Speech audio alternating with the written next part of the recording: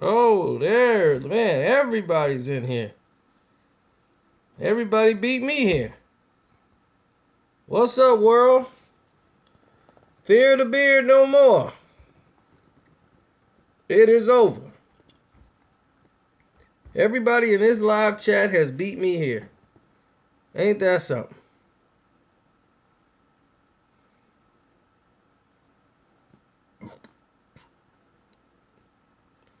It is done. I did not think the NBA would put San Antonio back in there with Golden State, but I guess they got to make all the money they can. I watched the game and I was like, did this man throw the game? Or he just quit? He quit like he did against Miami in the NBA Finals.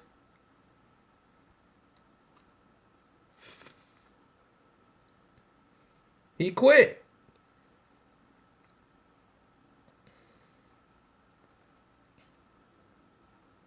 He quit. He quit like he did last year. He quit like he did this year. He quit. And that's the thing. No, he's not a leader. This man's a quitter.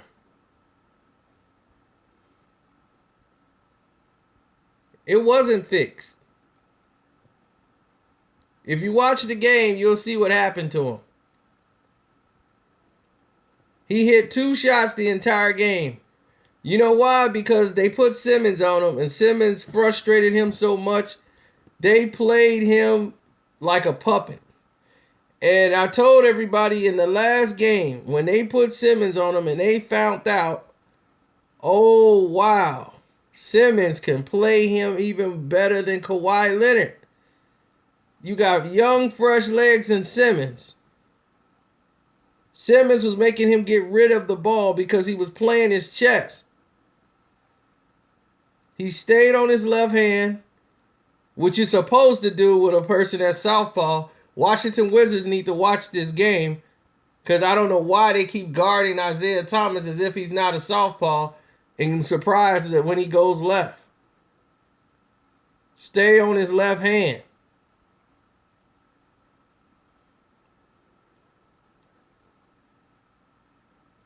I mean, it doesn't matter where he goes. You see, this is the thing. James Harden could be the MVP, score a lot of points, and do all this stuff. But the problem is he's not a leader. He's not. He can't be the main guy. He's got to be the second guy. Well, all the pressure isn't on him. So if you got a superstar team and you pick up a James Harden, you could win. But when all the pressure's on James Harden to be that guy, he's going to let you down every time. Because truth be told, he don't really care about no championship.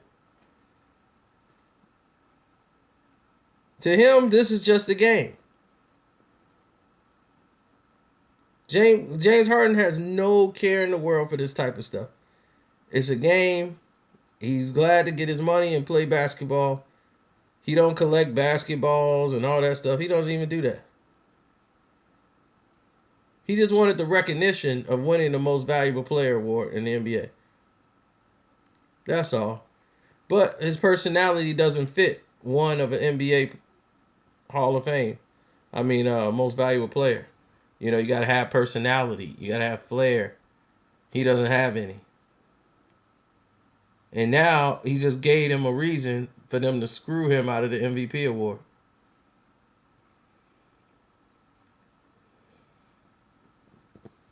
Of course, they're better mentally. See, this is why the teams like the Spurs are always in it, because they know how to play basketball, structured basketball. They just don't run pick and roll. Houston Rockets are only as good as the three-pointers they shoot. They're being outplayed in every other facet of the game. If they're hitting 22 three-pointers in a game, then yeah, 9 times out of 10, you're going to win. But now you got to do that for 4 games in a row. And it's not going to happen. Statistically, it don't happen. You live by the 3, you die by the 3.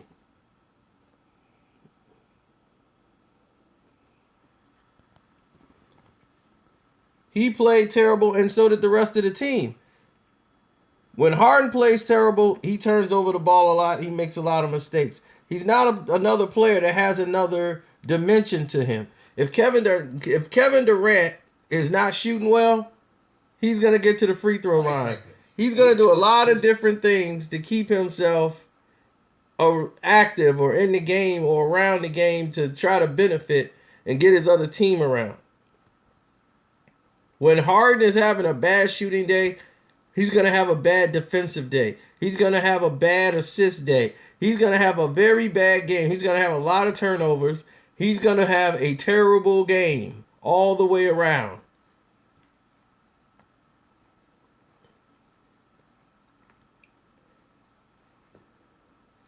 You see, the thing is, Simmons, they allowed him to be offensive. Go inside and create.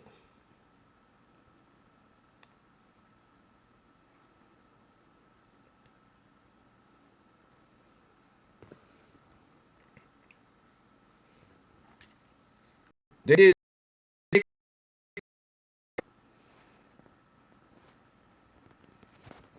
Well, Valentino, I told you were going to see it 3 times in a row. So my end result is going to pay off anyway. Because, see, I made my bet before Kevin Durant was even on the Golden State Warriors. So imagine how much money I'm going to get now when they win it against Cleveland.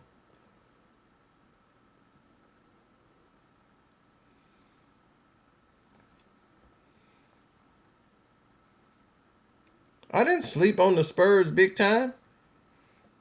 I just thought Houston would beat them. I just thought it was their writing is on the wall for them. But this fits Golden State perfectly. But here's the situation here. This is why people thought that he was blowing, like he threw the game. You know, whenever a guy come over, he just start turning over the ball. He's just not comfortable. Look, he's just making ill-advised, dumb moves.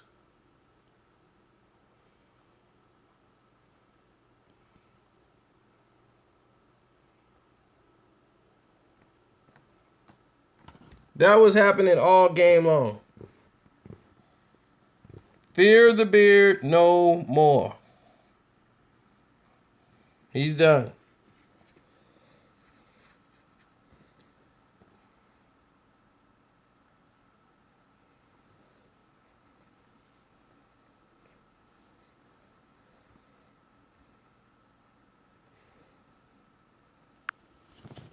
That's what I try to tell people over and over again. It's like, he played like he was on the take. So when I was getting text messages all throughout the game, like, man, he on the take. Harden took the bag.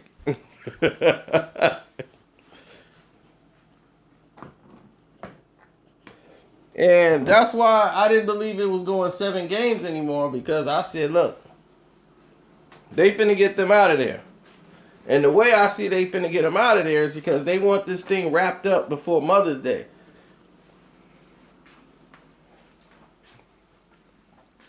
By Sunday, somebody needs to be playing or the game series needs to be wrapped up.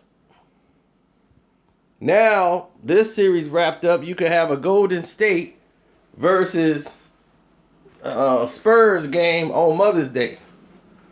But you wouldn't have been able to pull that off if they had to play on Saturday.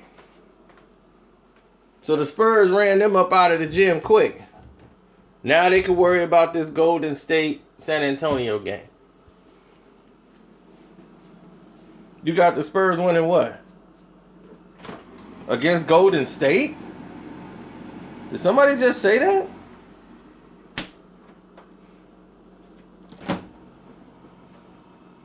Did somebody really just say that?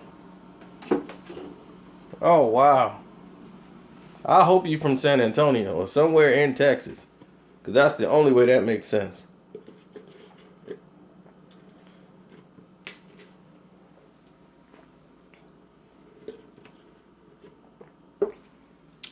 No, San Antonio just discovered something that they didn't know. And that's the only dangerous X factor they have going into that series.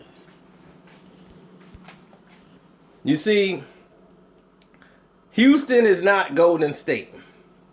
People think Golden State is all about three-pointers. You got Draymond Green. You got bigs on Golden State that could bang on the inside. They're the number one defensive team in the NBA, and they're the number one offensive team in the NBA. So that's what people forget about. Simmons is a scrappy, get in your chest type player. That's going to allow Kawhi Leonard a lot of rest and he don't have to put a lot of pressure on him now. They know Simmons can handle the moment. But dealing with Golden State is an entirely different world.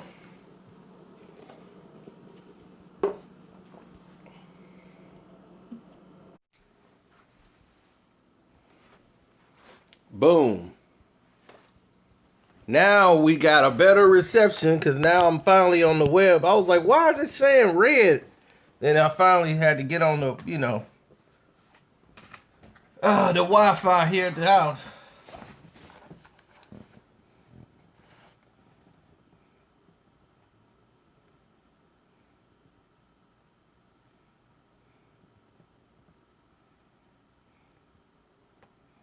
Harden is a choker. I tell you, he's not made for these moments. This is not. You got to have a it factor that you can hit. That you have a mean streak, a vicious streak in you to win. You got to have that curse. He don't have it. He's too much of a noble heart. To him, this is just a game. Why is somebody so caught up like I got Houston going to the NBA championship or something? I just got him going to the next round. Jesus Christ. Golden State is going to win. I told you that last year. Y'all act like it's something major. Yeah. Dude, what happened to Houston? I thought they were going to beat the Spurs. Who cares? They both finna go home.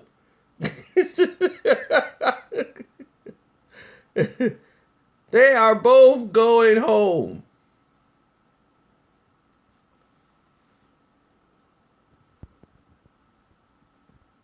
Don't ever count the Spurs out. They're out now. This is the last series they didn't win. They can celebrate. They are going home. I'm coming home. I'm coming home. It's all over for them. This was what they wanted. They want to get their publicity off the Spurs and Golden State. And I'm like, all right, go ahead and knock yourself out. It won't be a sweep, but they'll win one game in Golden State and make people think like, okay, it's 1-1. Here we go. We got a series. I be acting like I know everything. Well, when I'm wrong, I'll let you know, Giovanni. Was I wrong last year when I said that, I don't know, Cleveland would win the championship since the beginning of last season? Was I wrong when I said Golden State Warriors were going to win the NBA championship once they got rid of Mark Jackson? Was I wrong then? When I said that was the year and they were going to win it and people thought I was crazy? And I said, nah, they finna give it to this kid, the Steph Curry. Then all these guys, the Splash Brothers, they going to get that championship. That's right, Gaddafi Paul. I was right.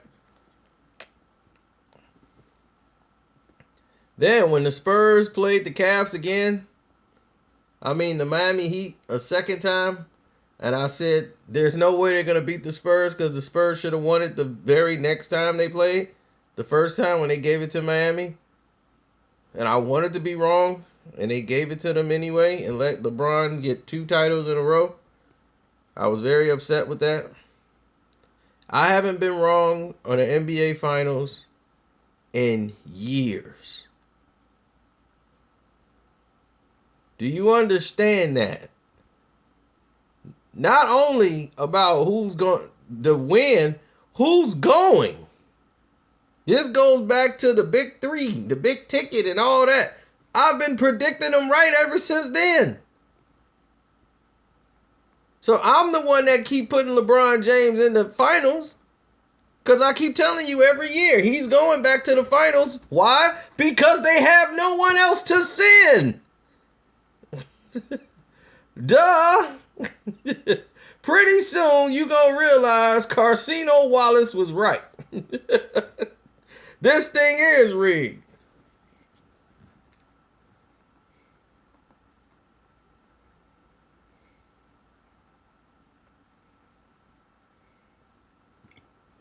And me and my buddy finna clash in this finals because I said there's no way Golden State is losing. He told me LeBron James is winning 3 straight championships.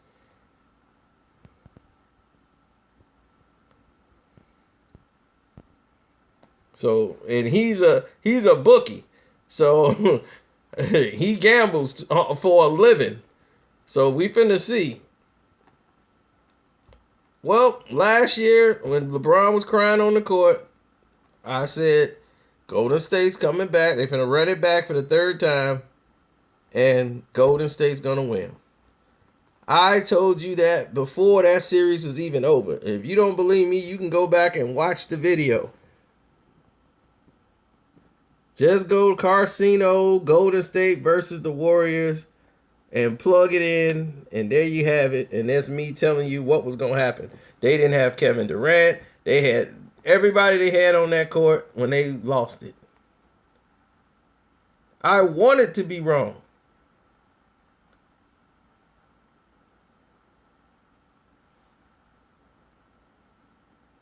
I wanted to be wrong. I don't want LeBron to win no championship. I was hoping somebody beat him. I'm like, please beat him. Please, please, somebody beat him. Prove me wrong. So this year, Golden State is who I got winning.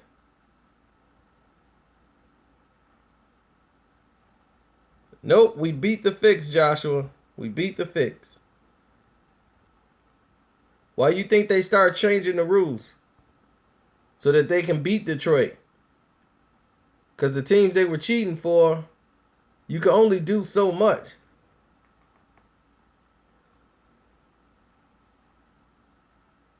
You can foul guys out of games and make a team, and weaken a team.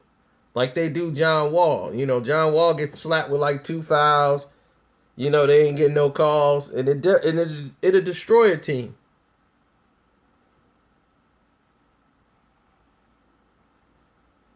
What does this guy keep talking about when I said Houston was taking it?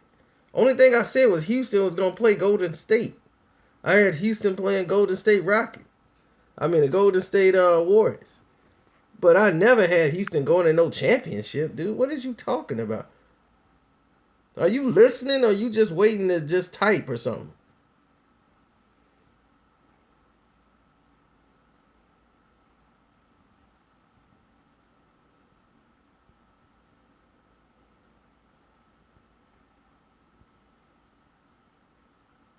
Of course it is. Sports has always been rigged. If it got a betting line on it, believe me, it's rigged.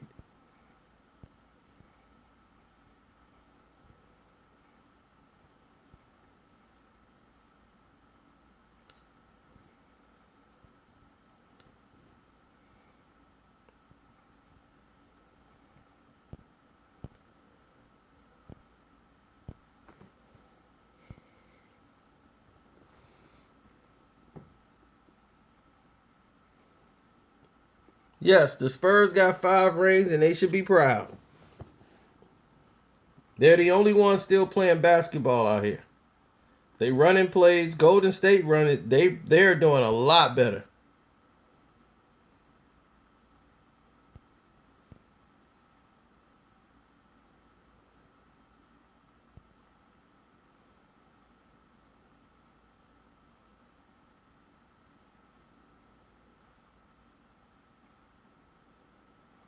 Who is this Tizzle guy? What in the world is he talking about? He keep talking about something about a debate. Debate what? What is there to debate?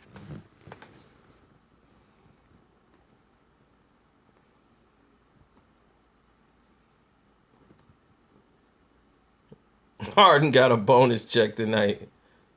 I mean, yeah, it looks that bad, but he just. But here's the thing: Harden does this every year. I would say he took a dive if he didn't do this every year. Harden just don't care about winning an NBA title like that to lay it down on the line. It's just a game to him. It's really just a game.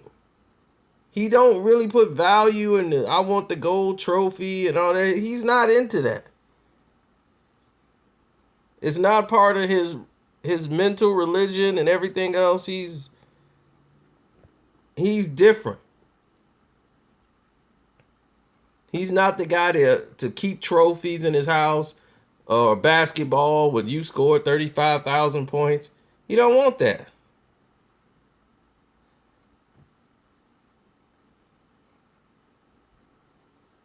He just wants to get paid, play basketball, and he's cool.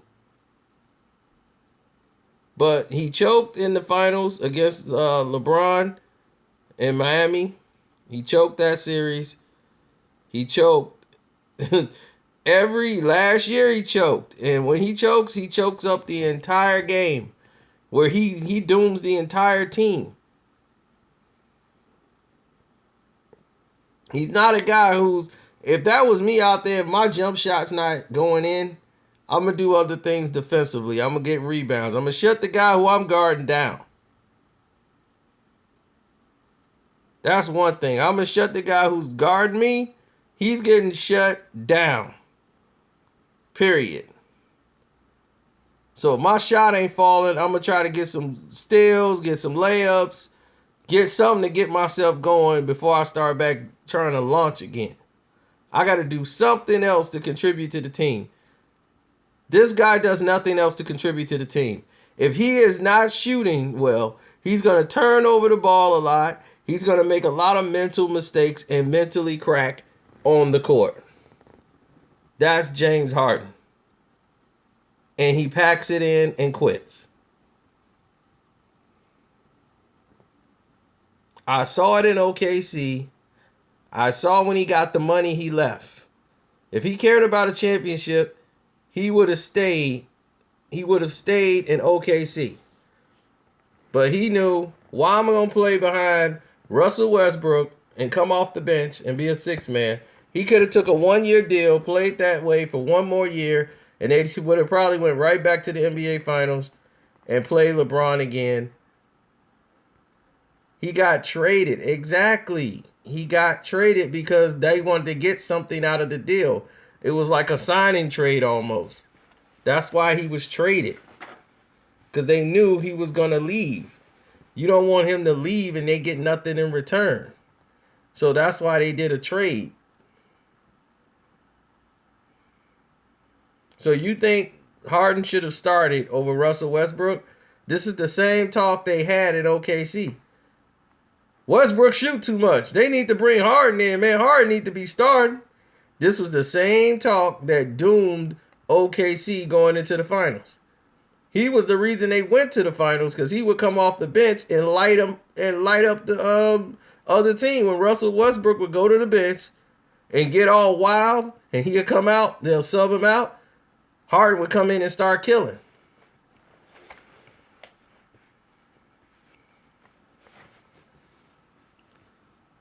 That's how they got to the NBA Finals. Was James Harden shooting the ball the way he was when the guys was on the bench.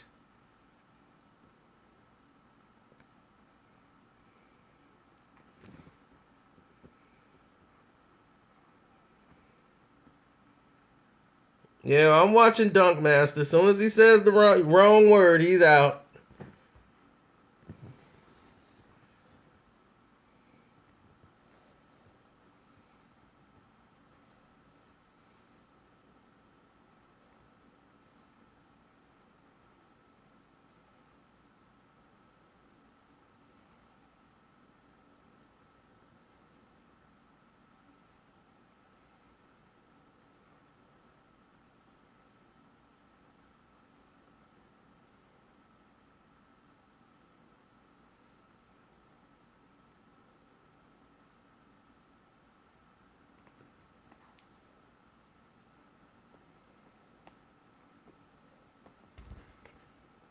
Yep, that performance left me speechless.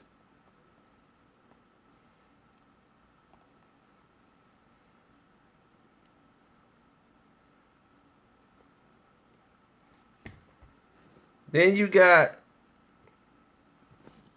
the Spurs. Drive and kick, Simmons. Simmons. Drive, pull, Simmons. See that? Simmons. Offensively was an X factor. This is something they needed to see. Because he can put pressure on Golden State. You see what I'm saying? A person like that could put pressure on Golden State to make mistakes. He can be an X factor, and then that way you could rest people like Kawhi. But they need Aldridge. He showed up tonight. And the reason he showed up tonight was because he was aggressive.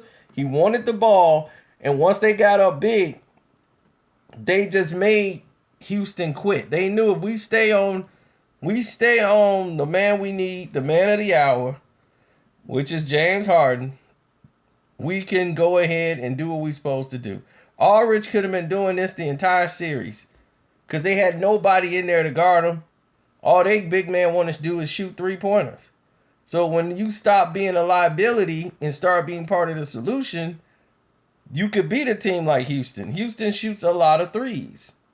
That's what their whole thing is, the 3-point shooting, the long shot. That's their game.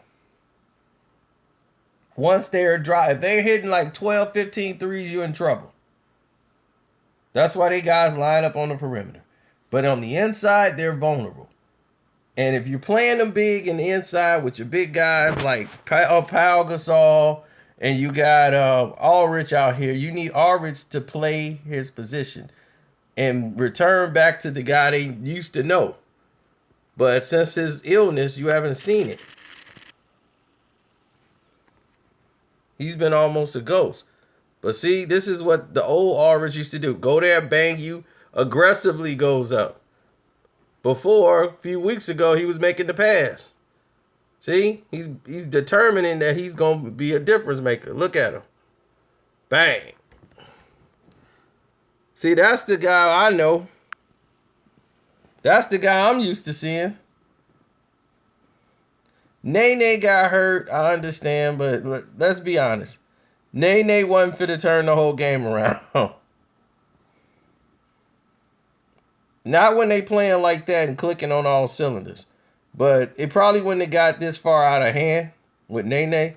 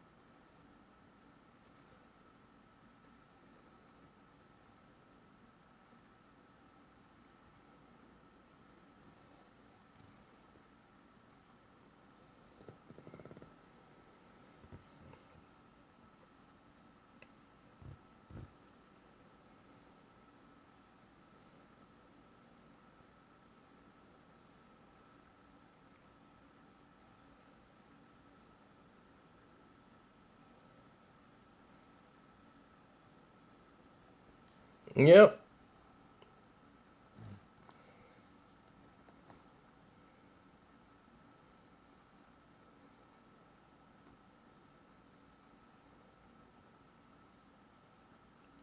You mean the game where nobody played for Golden State? Yes, San Antonio did win that game by more than 30.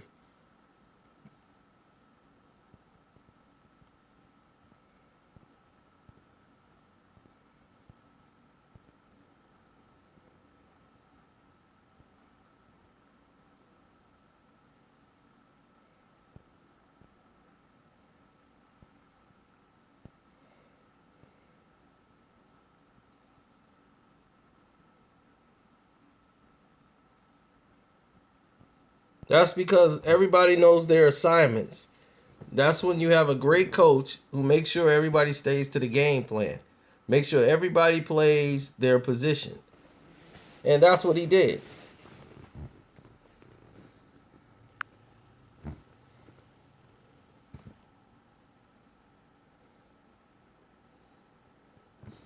Now, if Golden State sweep the Spurs, that's impressive.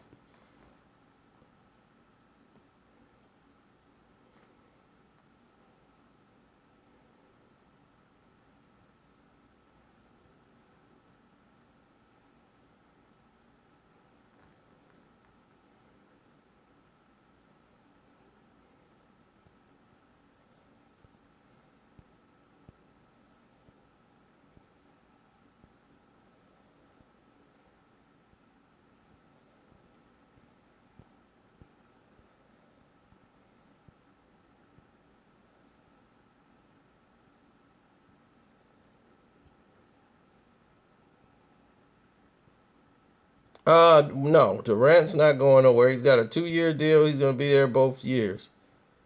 Why wouldn't he come back next year? They want him. He likes it there. Look where they at.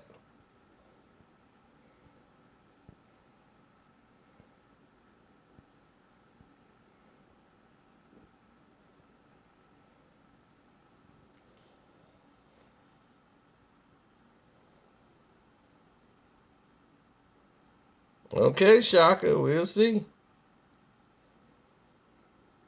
I can't see the Spurs going out within anything less than 6 games. I got Golden State in 6.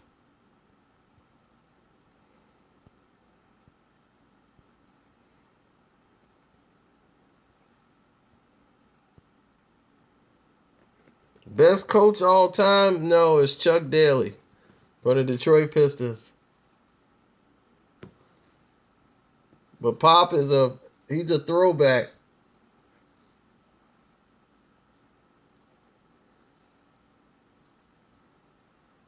It definitely isn't Phil Jackson, I'll tell you that much.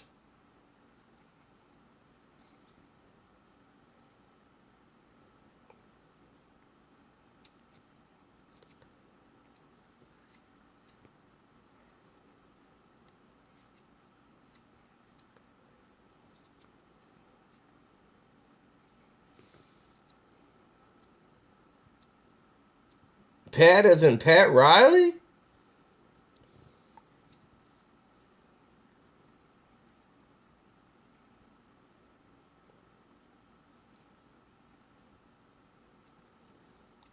Pat Riley he's more of a better recruiter than, like, if you put him in a GM, he's better at that position than anything else. But I'm talking about X's and O's.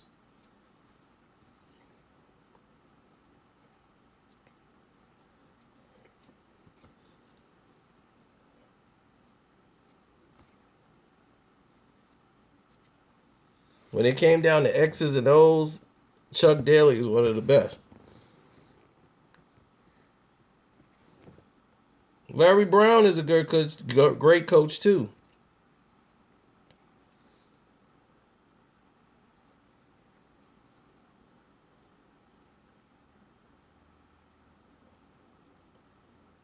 But Larry Brown would, there's certain personalities he doesn't know how to test for. Where Chuck Daly's going to get everything out of you. Chuck Daly doesn't care about your personality.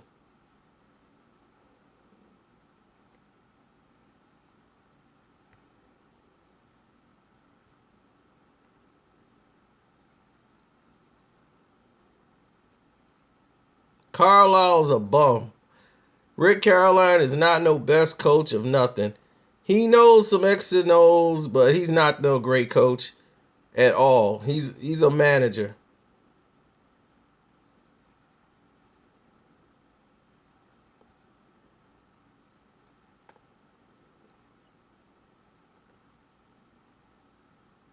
Casey Jones wasn't a great coach either.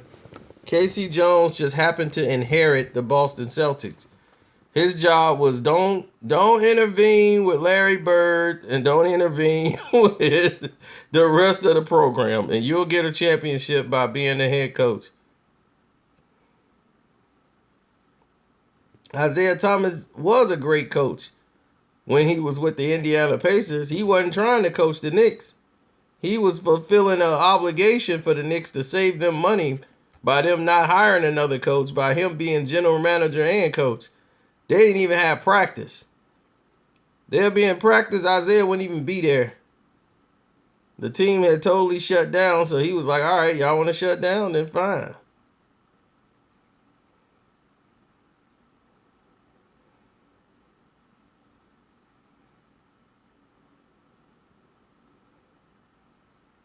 George Karl is a great coach, but he loses his personnel every now and then.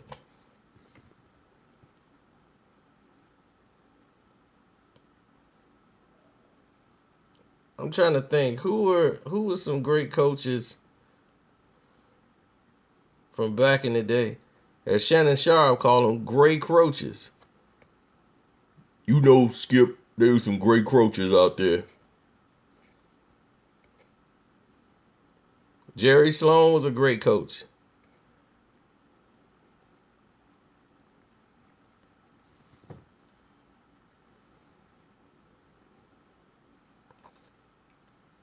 Who got a lot out of his team.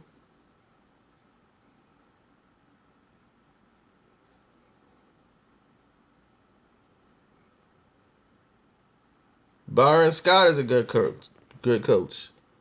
But Avery Johnson to me was the better head coach, even than Byron Scott.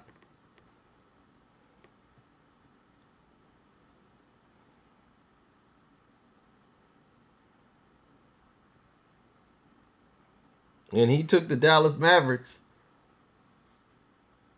to the NBA Finals.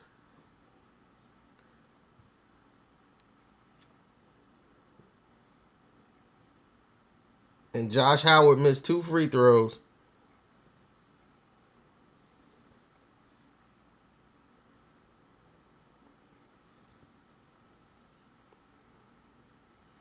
Rick Adelman's a great coach. Rudy T.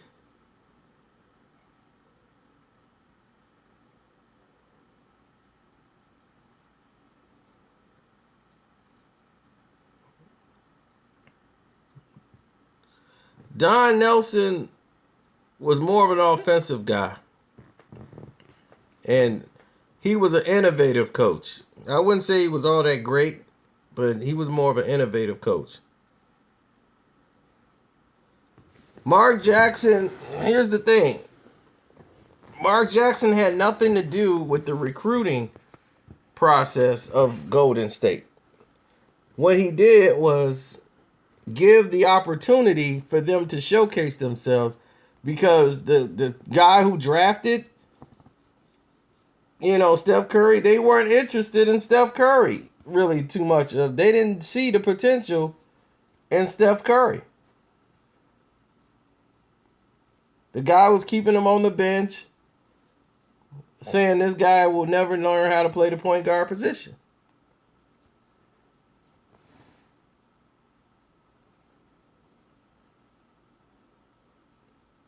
Then he came there and saw that the kid was special.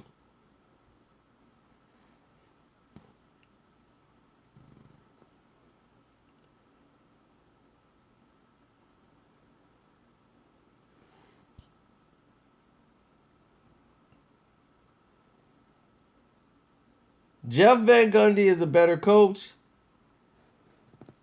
Stan Van Gundy is a better GM.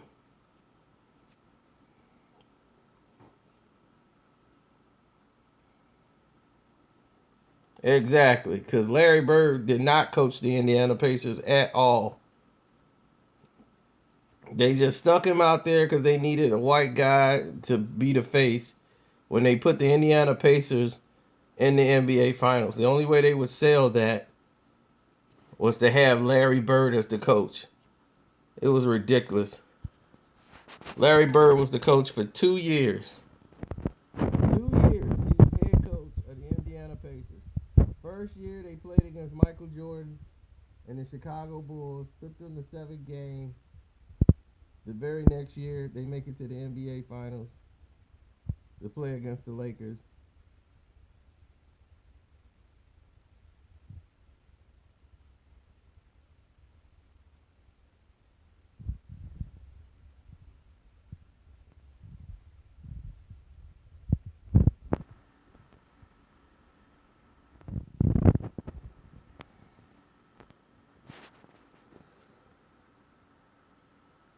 Chuck Daly was the best NBA coach I can ever recall.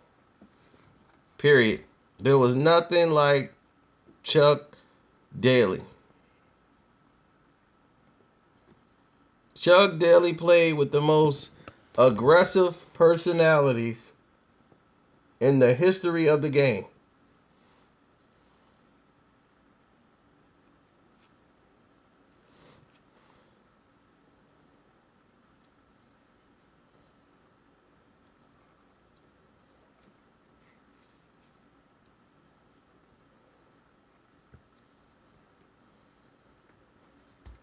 Yeah, I mean, after that.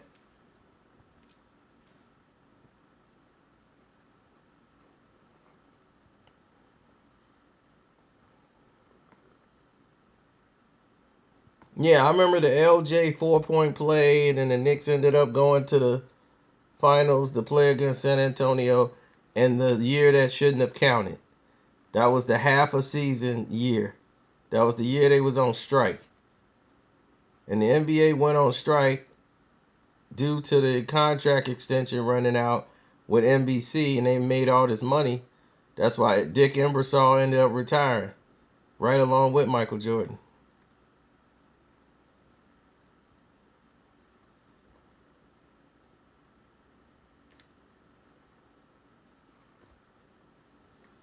And if you just got here, this is what happened today. It was the Simmons show early. Look at that. Trevor Ariza can't guard Simmons. They don't play defense in Houston.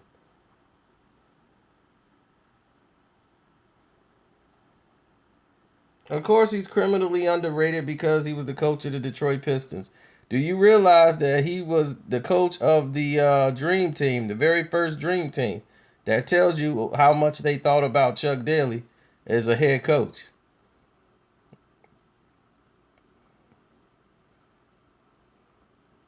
Because if you're going to send your Dream Team of all the best players, Chuck Daly was the coach of that team. Why they didn't put Pat Riley? He had won more than Chuck. Why wouldn't they put anybody else? You know why? Because they beat the fix. It wasn't meant for them. It wasn't meant for Detroit to win those championships. They willed themselves to do it by being the most mentally strong basketball team there ever been in the world. They got the maximum out of every player that ever touched the court. Everybody knew their assignments. If you slapped Isaiah Thomas with 5 fouls, that didn't matter. They did go to the finals 3 years in a row. They went in 88, 89, and 90. They went to the finals 3 straight years in a row.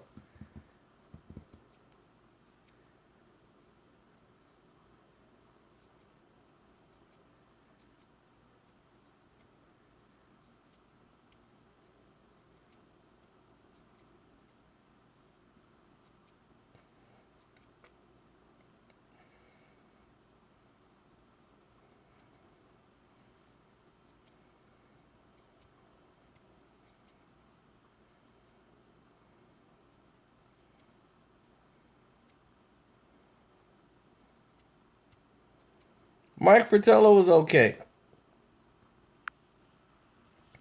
Fratello was okay. He wasn't outstanding, but he was okay.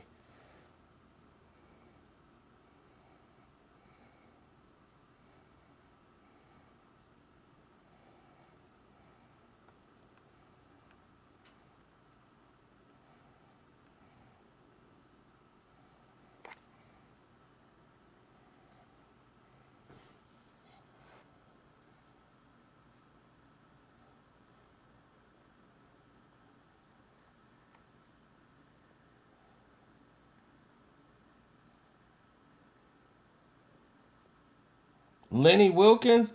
Lenny Wilkins' problem was he won an NBA championship as a player coach for the Seattle Supersonics.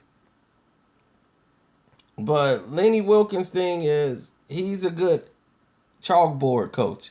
He's good at explaining the plays, but it's getting players to implement those plays is entirely different. Nate McMillan, another player who was good, great X and O's coach. He was great with the Blazers. He knows personnel. He knows how to work very well with guards. That's why he's in Indiana. But they need to respect you as the coach. Hubie Brown, I mean, he's a better play-by-play guy than he was a head coach. Because these younger kids ain't going to listen to Hubie. And they gave him a shot with the Vancouver Grizzlies, and he didn't last, I don't think, 6 months before he was out the door. He was gone and he was done.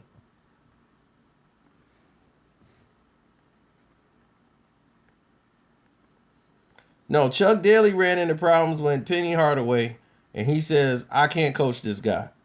That's when Chuck was like, I'm out. He's like, I'm done. I'm done coaching. Because this Penny Hardaway guy is uncoachable. When he was coaching Orlando Magic, it just couldn't work with Penny.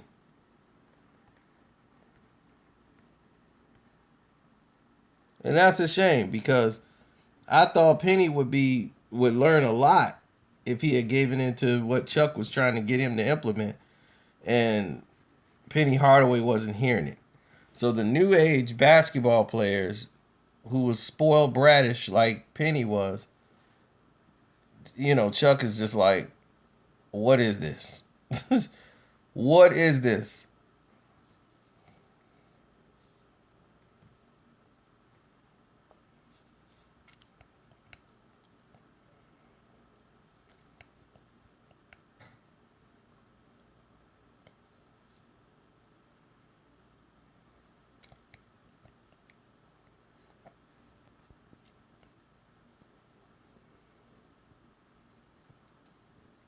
As great of a talent as he was, Penny was almost uncoachable. Every coach had a problem with Penny Hardaway. It's just like at that time, this is before his knees went, and once his knees went, and he just became a guy who was a role player from team to team to team. It just changed.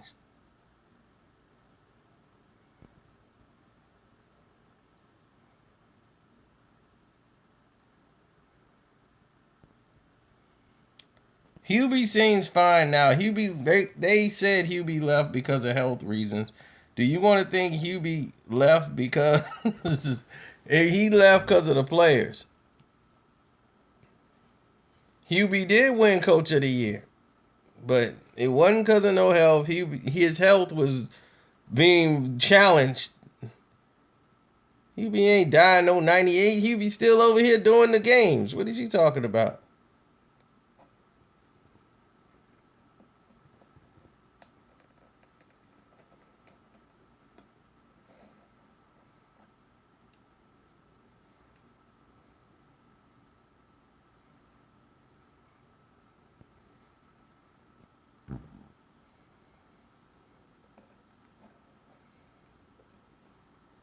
Yeah, Chuck passed away.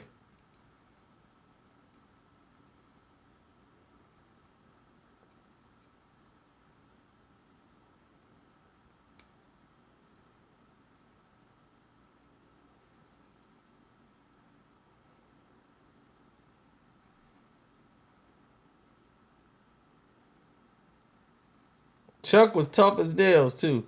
He got knocked down on the play by Mark Aguirre. And I'm going to see if I can find that play because that was a funny one.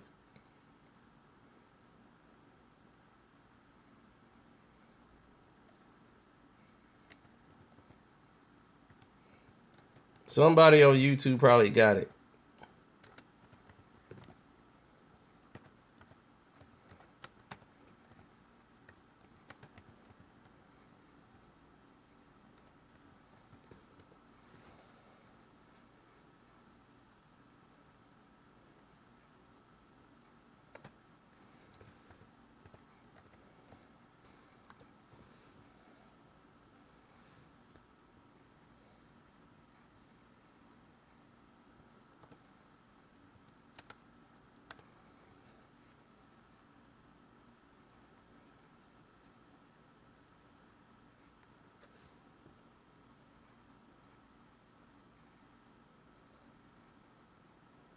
I mean, Chuck was so great.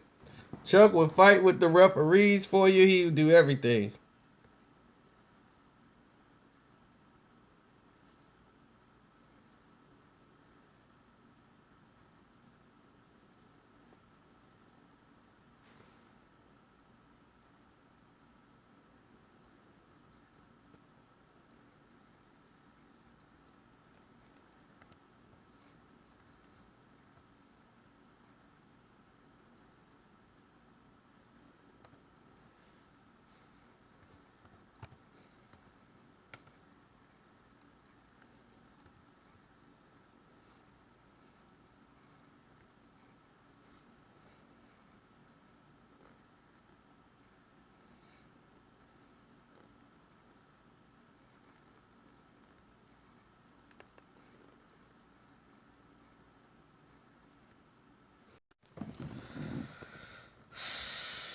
All right, there we go. They done kicked off half my people.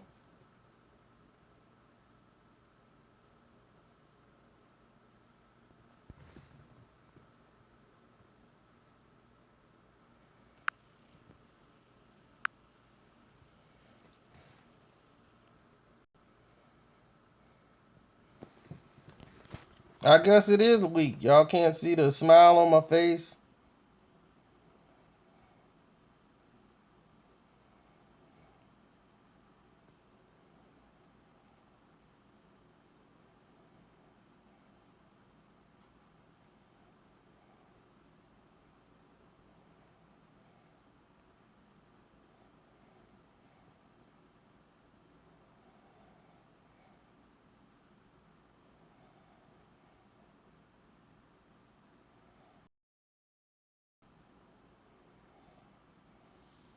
Oh, this is what I told you about. When Mark Aguirre took out Chuck Daly. This explain to you how tough Chuck Daly is. To the forefront. Defense! While not surprisingly, Chicago's offensive burden rested squarely on the shoulders of Michael Jordan. Both coaches' plans seemed to be working to perfection, but it would be Daly's troops that would seize the advantage. Wearing down the Bulls with their superior depth and physical play. It seemed that no one was safe from this bruising struggle.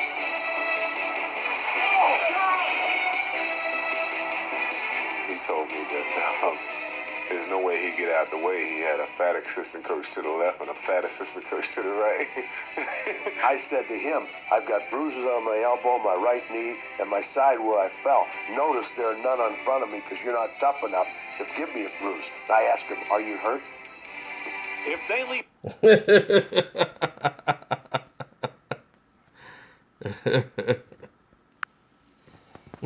That's Chuck Daly. Look, I got a bruise where I fell and my knee where I hit the ground, but I ain't got no bruise on my chest because you ain't tough enough to give me one.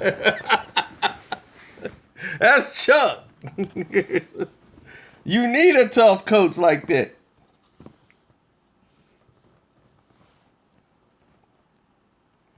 And Chuck always kept their hair up. You gotta keep that hair in them suits.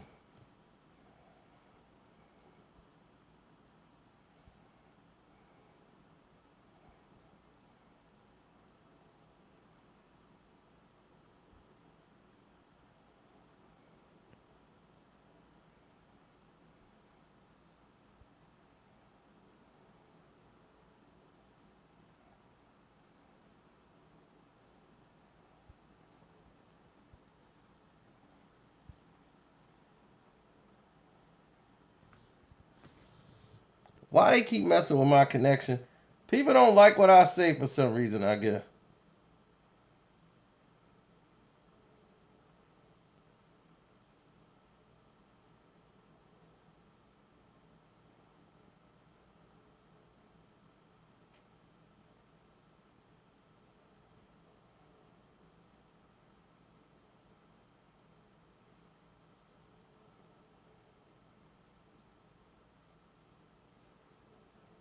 They was very similar.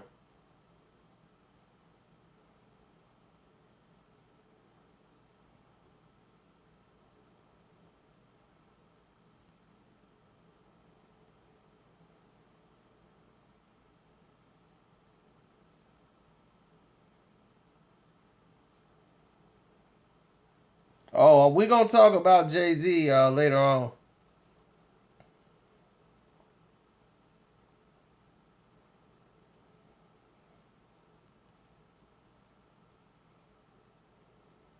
You know, I got some things to say about that.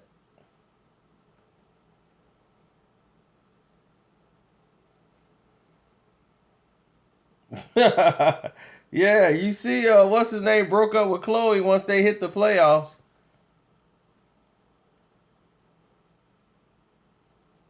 She probably came back to James. I just want to sing good luck today against the Spurs. Oh, okay.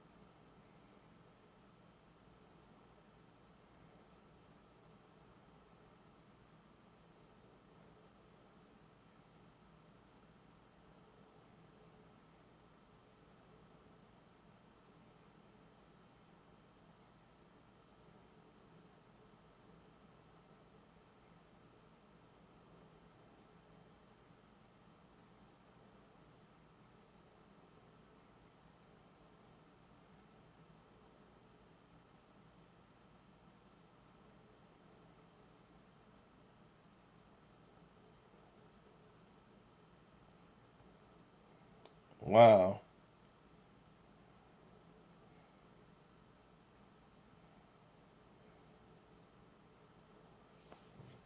How did this even happen?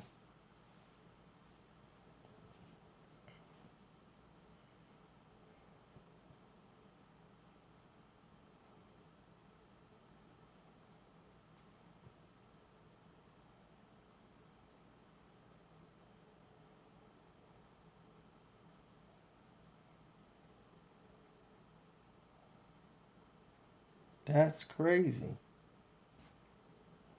It came from suggested.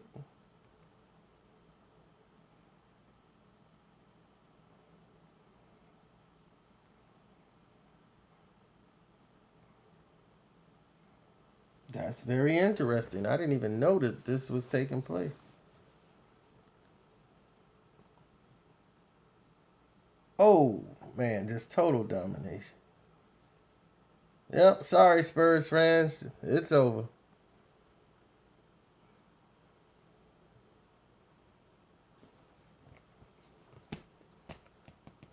You know, Gordon had 6 points. He was 2 for 7.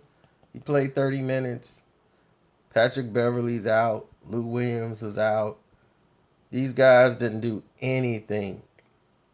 Nobody even took 20 shots on the team. Nobody took 15 shots on the team. Done.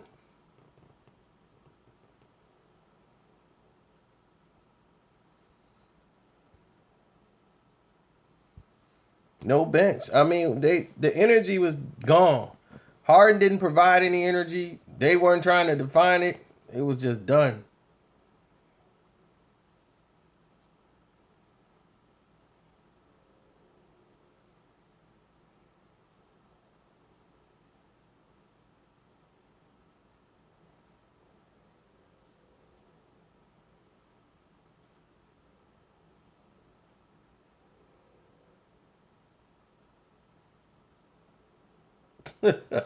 Energy, they just bombs.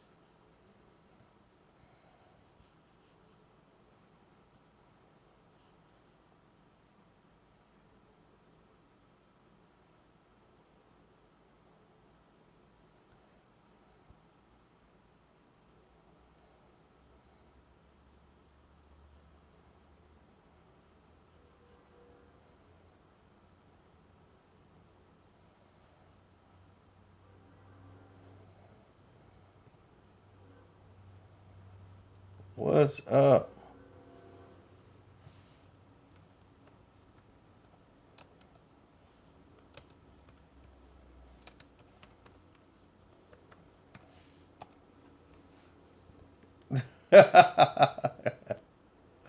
Oh man.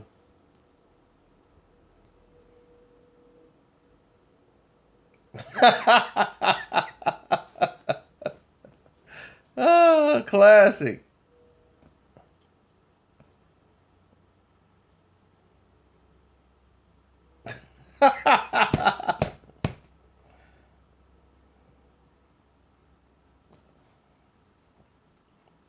Welcome to the chat, Zeno. Ah, oh my goodness. How does this even work?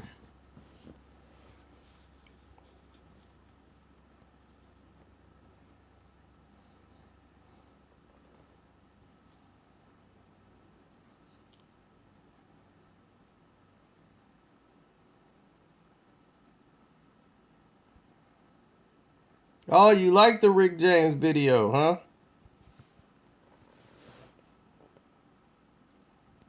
How do you like the Boston Celtics reunion video I did?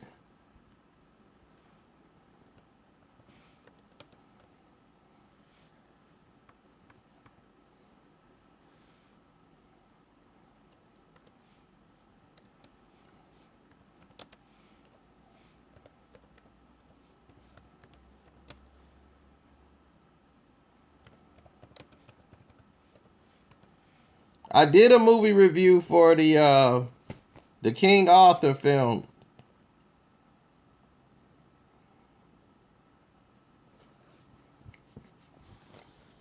The Legend of the Sword. Thank you, thank you, thank you. That was no script. That was fresh off the top of my dome. And you know why I did it? It's because I had the clothes. I was going through my clothes, and I had on I was watching them on the video, the YouTube. They was all sitting there doing the thing. And every time I watch Area 21, Kevin Garnett always bouncing that ball. And I had all the clothes basically laid out that they were wearing. That's what made it funny. I'm like, that's crazy.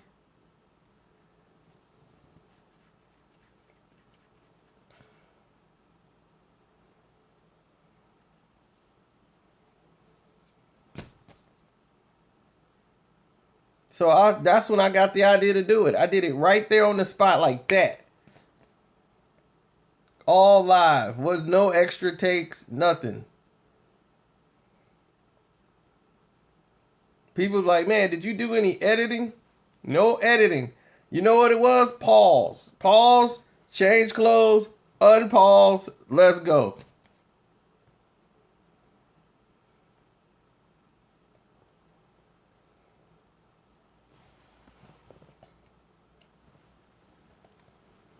So, which was the best voice you guys think I did?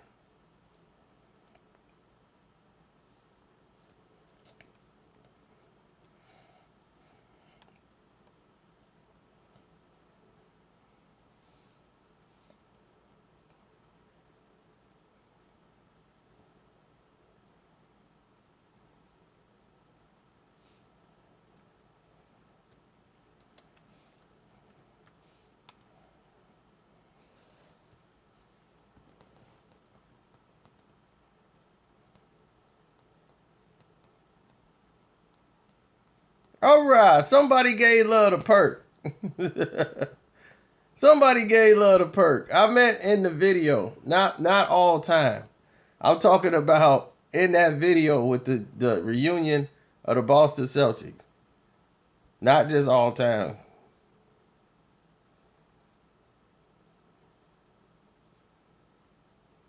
I watched that video. It's not a great video at all. It actually is. It's nothing but the movie Focus, and they made a music video out of it using Meek Mill Homeboys.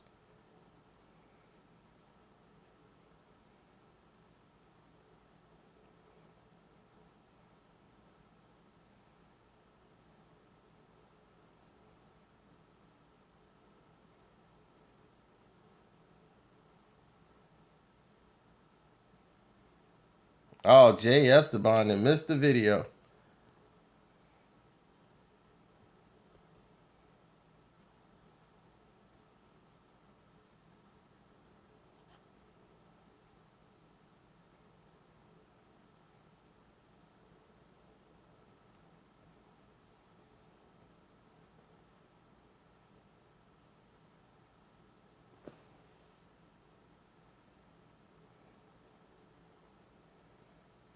Yeah, and if they had to stop him, because, see, you don't understand, Doc is from Chicago.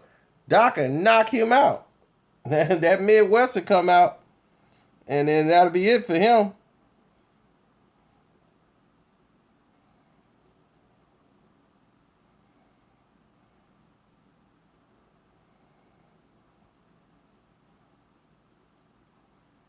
Geo, all you got to do is follow the timeline, and you should be embarrassed that you missed this video.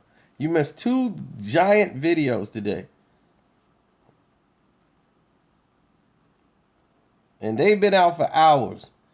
And everybody's been talking about these 2 videos. That Rick James video I put out and the Boston Celtic reunion video.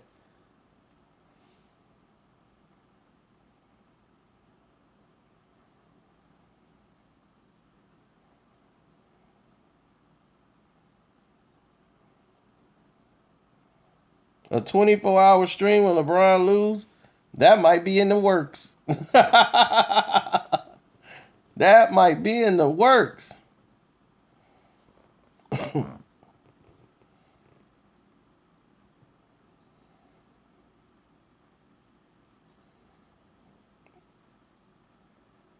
Oh, shout out for the Big Baby impression. I went back and watched it, and normally the best videos I do are the ones I go back and rewatch. And if I can make myself crack up laughing, I know I did a great job. And I laughed all through that video, especially on Big Baby parts. KG and Big Baby are the ones I laughed the most.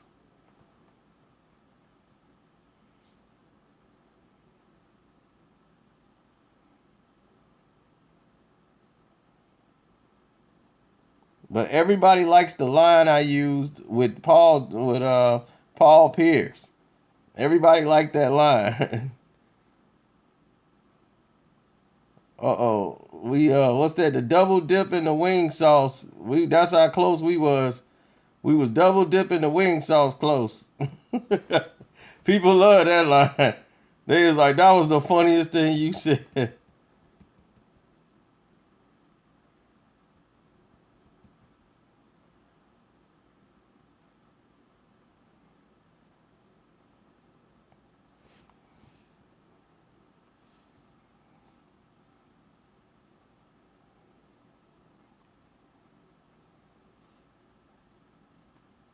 That's right, Predator Kingdom. LeBron James is not winning the NBA Finals. I got so many bets on that. You don't even want to know. I'm going to be a very rich man after this NBA Finals.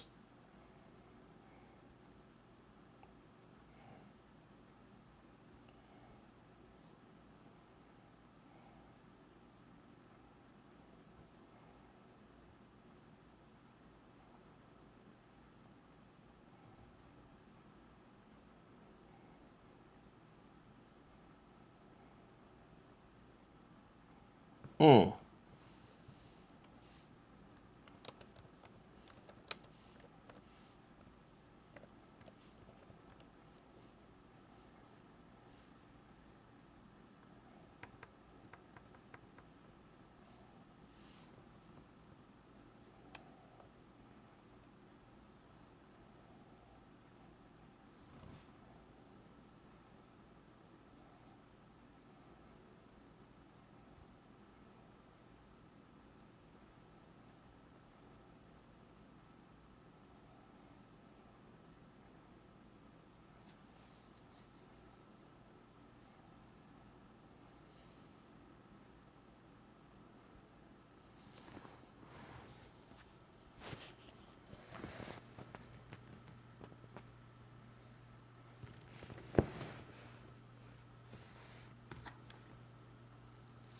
Well, let's hear what James Harden had to say for himself.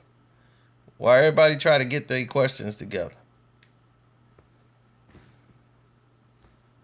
And you take a look at their lowest points in the game, and their So lowest for this season we'll listen to against the James San Harden. Antonio Spurs. So that tells you that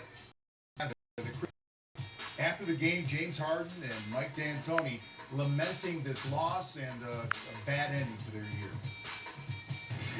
You want to take it for what it is. Everything falls on my shoulder.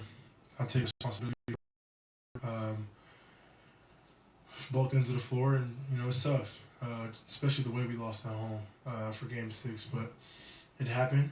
Now we move forward. The way you lost the other night, does that have any carryover into this game? It could. It's hard to. I've been on both sides, and it's hard to figure. So some nights, life hits you in the face, it was.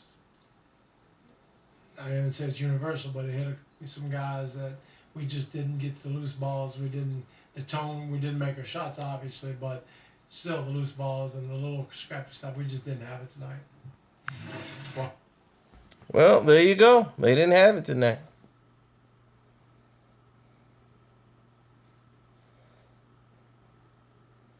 And there you have it. So, they didn't have it tonight. I wasn't there that night.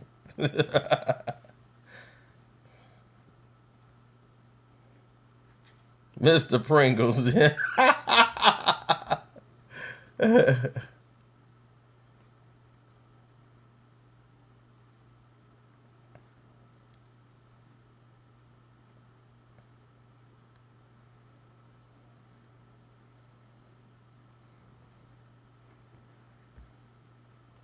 Oh, what do you know? Carcino's right. Sunday at 3:30 p.m. Eastern on ABC, Golden State will be playing San Antonio Spurs.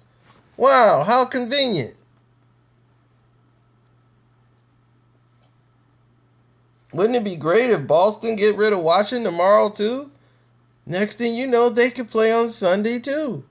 Right on Mother's Day.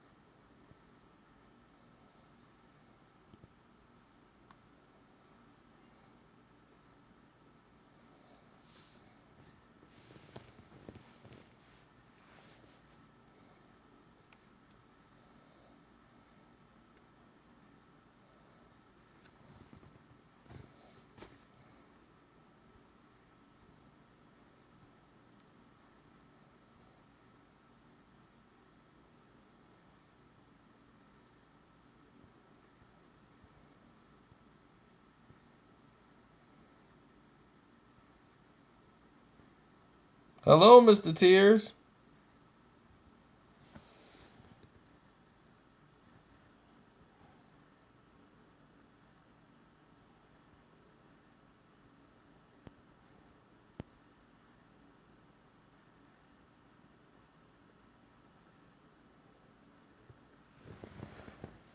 Here's the thing. They might save that and make that go 7 games and make that game on Sunday. They might.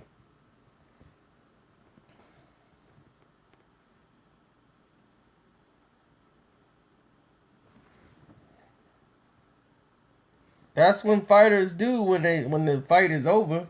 You party. I mean, if I was Chavez Jr., I would party. Why wouldn't he? He made a lot of money.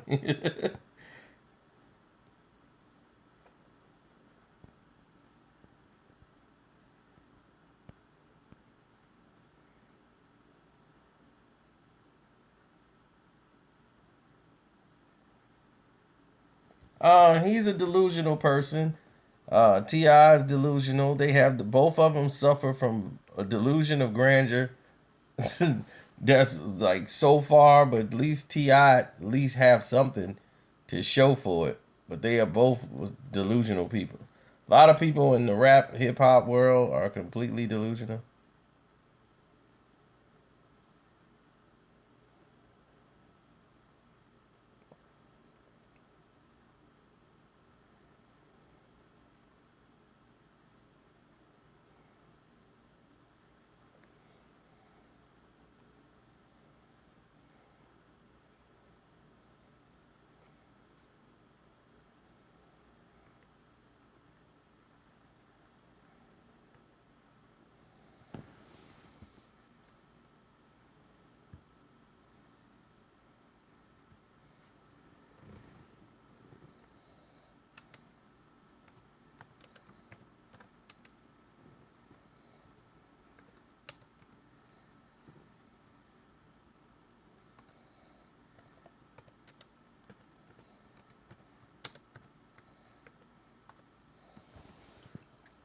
Oh, about the Rick James thing?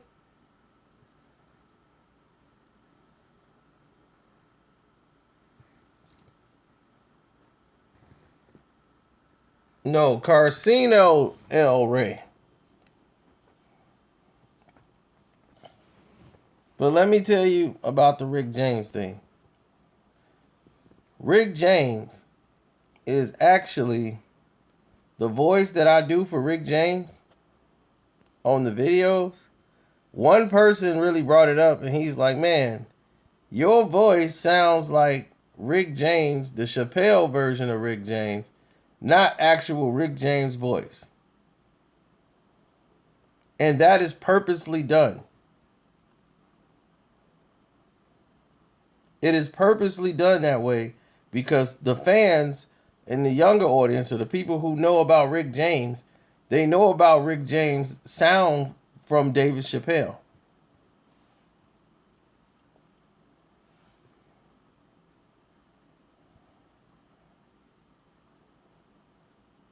Rick James' voice don't sound like that. The cadence is the same, but the voice is different.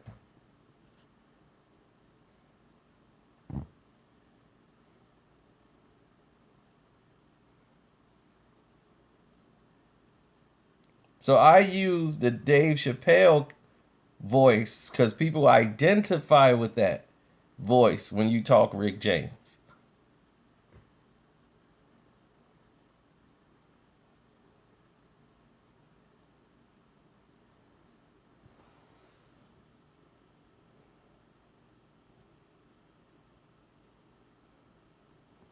Yeah, but Rick is all over the place at that time. Rick was gone deep into the abyss. He was way way gone. But Rick James' voice sound more like this. Yes, what I did as an artist when I was wild. It was outrageous. What I did back when, because nobody doing what I was doing. I was about love. Rick is about doing, I have a loud voice. I do a lot of different things as far as talking about the world, earth, all the politics and the corruption that happened. That's Rick. Rick, love. He had a loud voice. That's what I used to do. You see, I'm the greatest singer of all time. But all these other artists, all they talk about is sex and drugs. And yes, I talk about sex, but I talk about sexuality. That's what Rick James do. Rick James is a sexual person, but I talk about sexuality. I talk about love. I talk about earth. So that's different from the voice that you hear on the videos.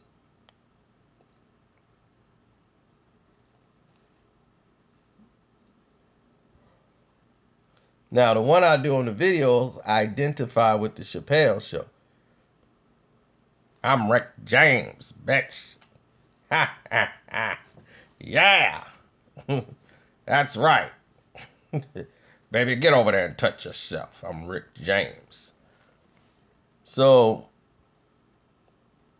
that's how people identify more with that Rick James than anything else.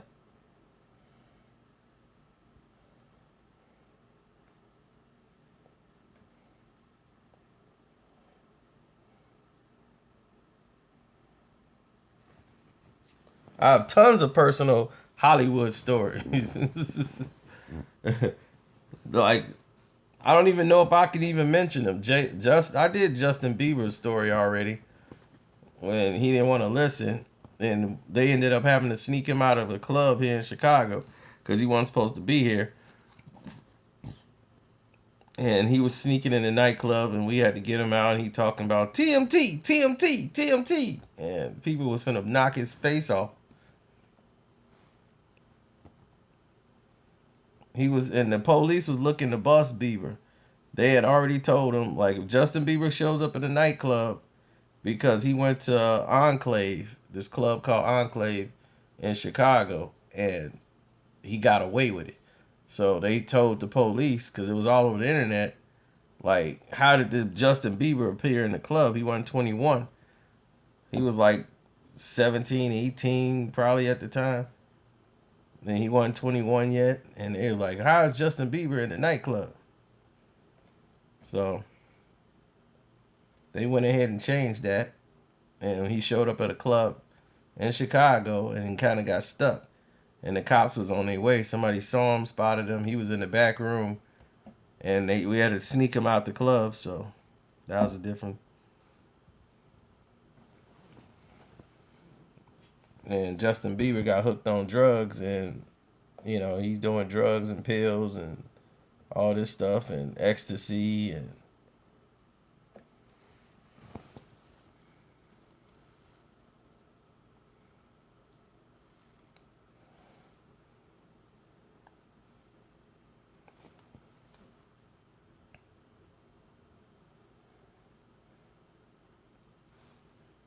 of course we've been to the Bay. I ain't been to the Bay in a long time, but been to the Bay.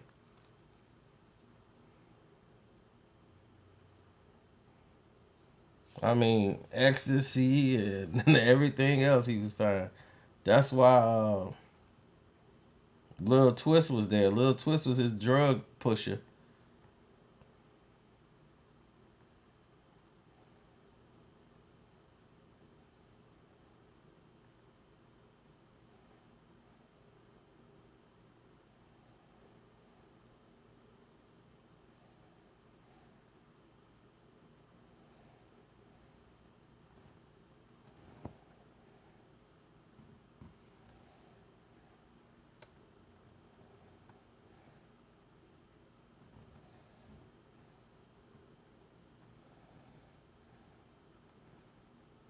How many of y'all think Golden State is going to sweep?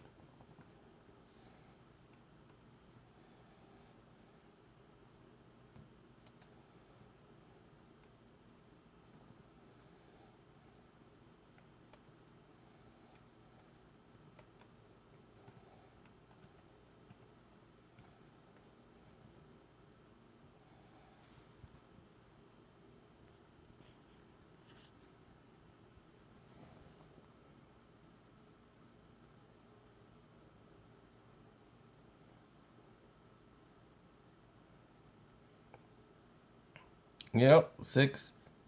Okay, Mr. Tears, I'm sorry I missed your question. What is your question? You have my full attention, Mr. Tears. What is your question?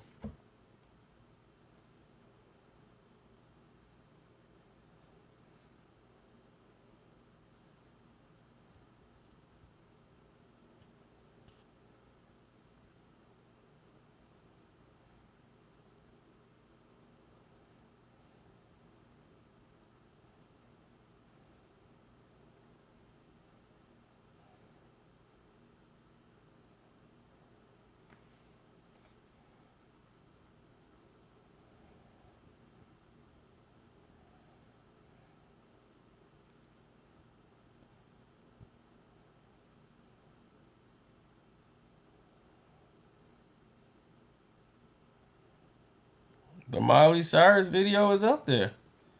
Go through the timeline. What are you talking about?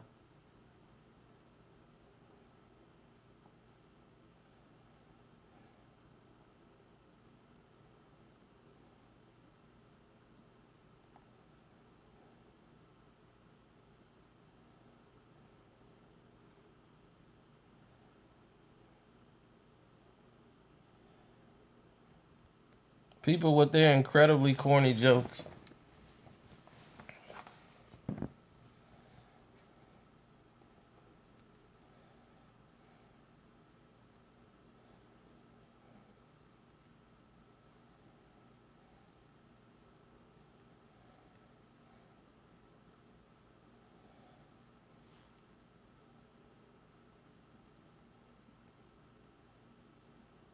Oh yeah, some guy's trying to use my name to get fame, making some videos.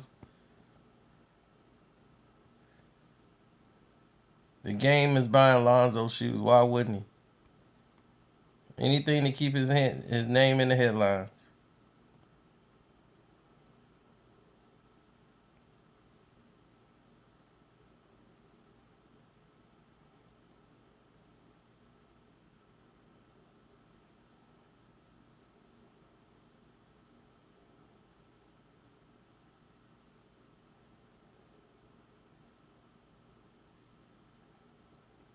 Miley Cyrus sneak dissed me in a video.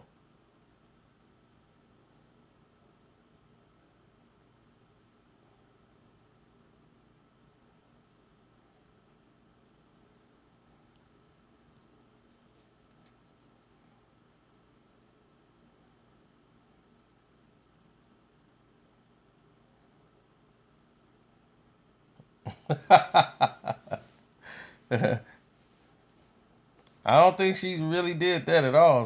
That would be dumb of her.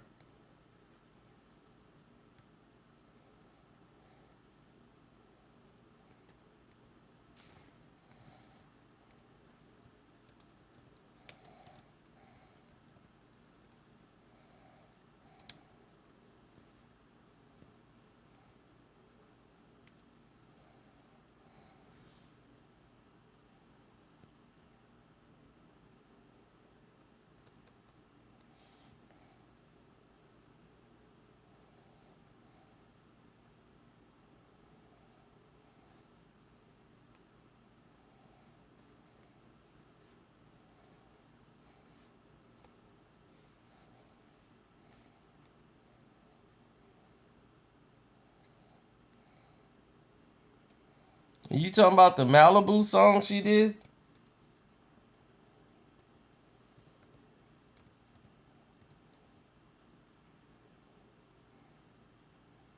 The one when she dissing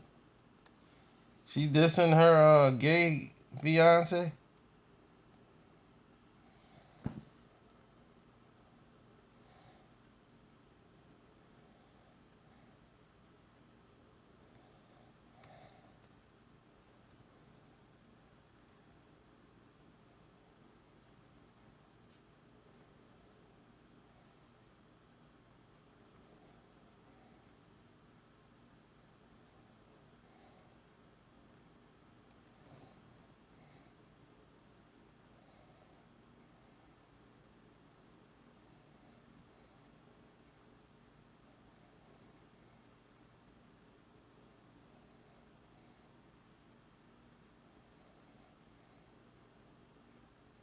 That's cute.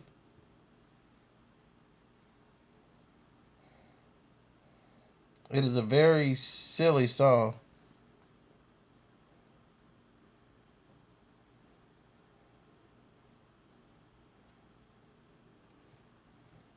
That's cute. Gay couple living together.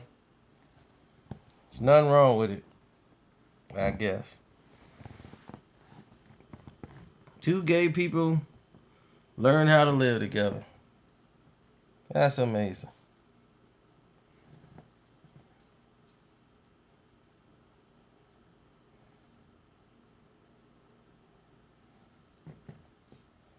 We got a lot of trolls in here.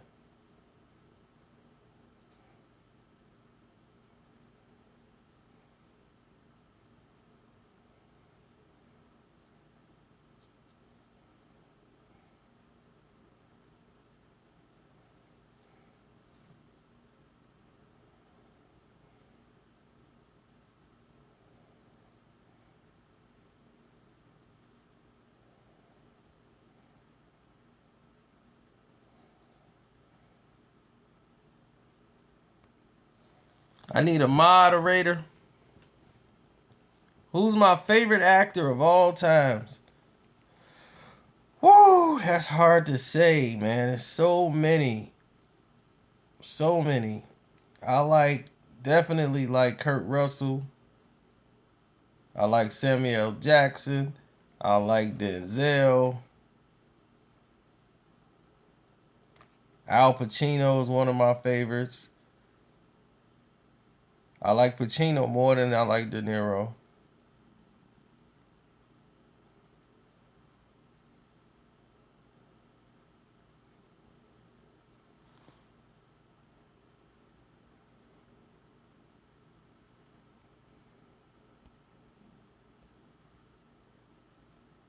Of course, Kurt Russell.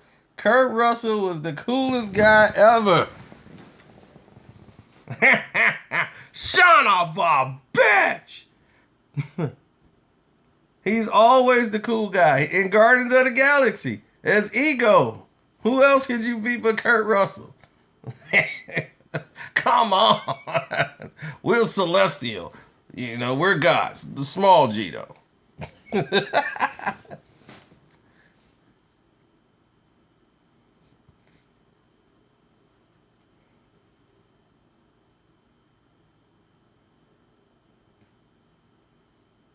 Kurt Russell's, he's been with Goldie Hawn for like 40 years with the same woman. They never lived in the same house and they never married. Do you know how that works? He lives right across the street from her. Her house is across the street. He lives right across the street in his own house.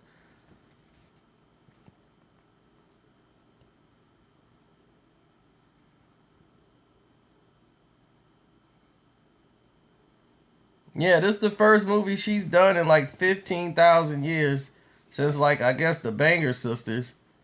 Is this movie Snatched with her and what's her name? And she got all this plastic surgery done, and I'm looking at Goldie like, what in the world did you do?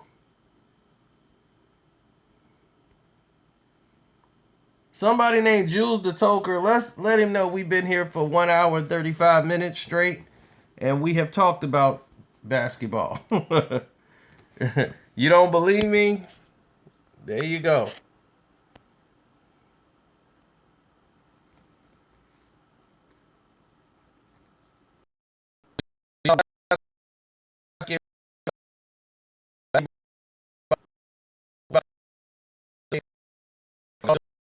Moves to the pit, and they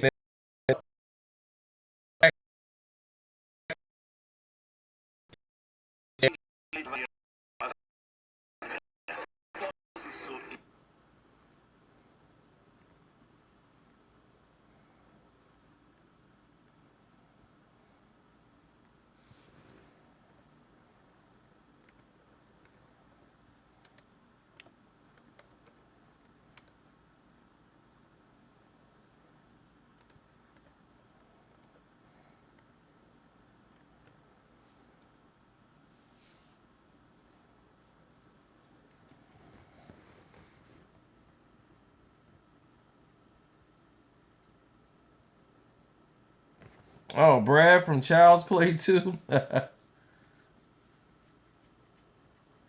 My favorite Tarantino movie. We just did this yesterday.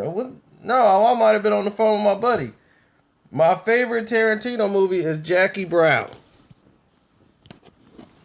Followed by Pulp Fiction.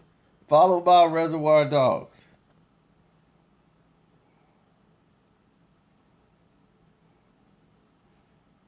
A lot of people say Kill Bill.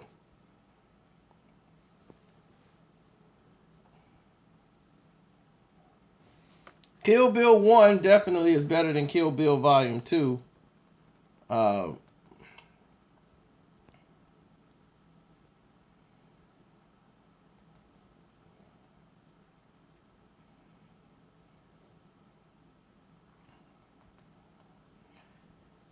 Inglourious Bastards is one I really can't watch that much. It's got good dialogue. It's too extra. Christopher Waltz did a great job, but it just was extra. Yep, I'm here killing Nazis.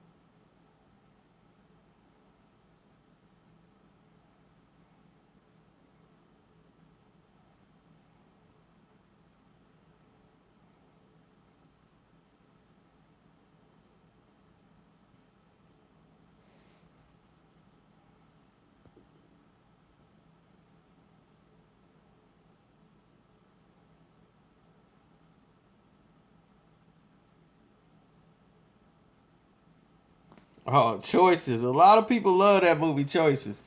I ain't gonna front. Choices was dope.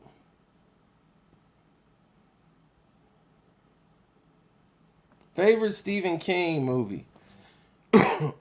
There's so many. From Christine. Carrie's not one of my favorites, but it brought out a lot of stars in Carrie. Get her done, man. Get her done.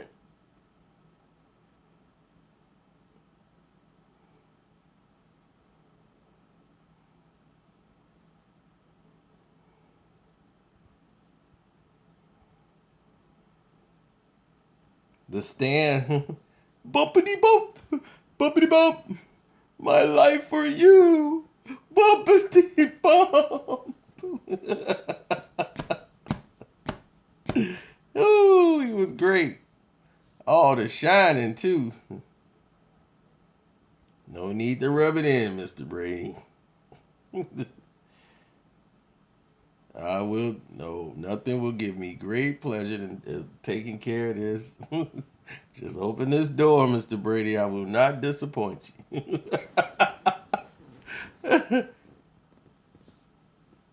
Here's Johnny. He went and grabbed that axe and went right to work. I believe we underestimated this lady.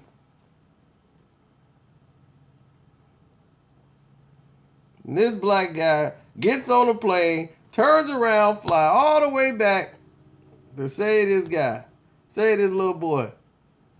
And the whole time, the little boy and him, I never knew. I had watched this movie for 20 years and never knew the little boy and the black guy both had the same kinetic thing where they could, it's called The Shining, where they could connect and talk to each other. I never even knew that even existed. I just thought it was on his conscience and he wanted to fly back. He felt something was wrong and went and came back to talk to the boy and save him. I always watched it and I was so focused on Jack, I didn't care nothing else about the movie. It was about Jack, Jack, Jack.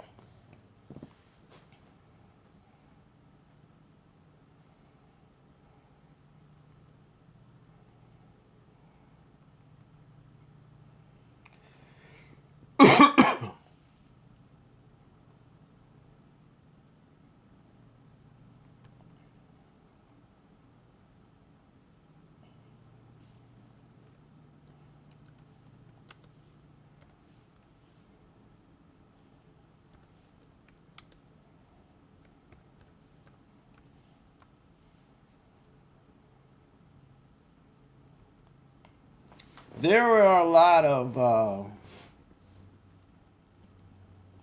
lot of things about the movie Carrie people didn't understand. Carrie was one of the things that brought his books to life. You wouldn't have saw a lot of Stephen King books really. He was surprised. It just caught on. People started loving, Carrie. He wasn't really too excited about it. Like, wow, Carrie blew up. And that they were filming, they did a double casting with Star Wars and Carrie. A lot of you didn't know that. A lot of Star Wars fans don't know that. Star Wars and Carrie, the movie, are connected. They did a dual audition for both of them. John Travolta was almost Han Solo. And a lot of people that was going to be cast for Star Wars, they went in another direction.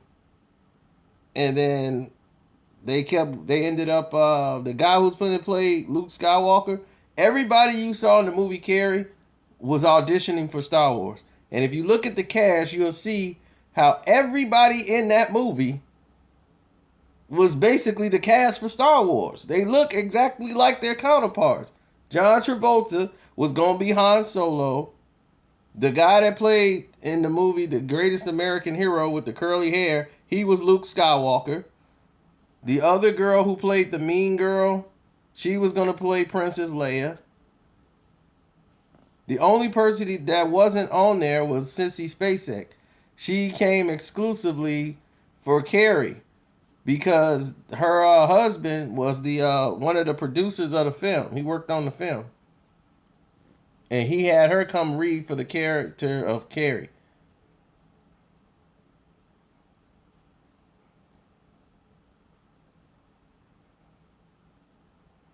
I hated Green Mile.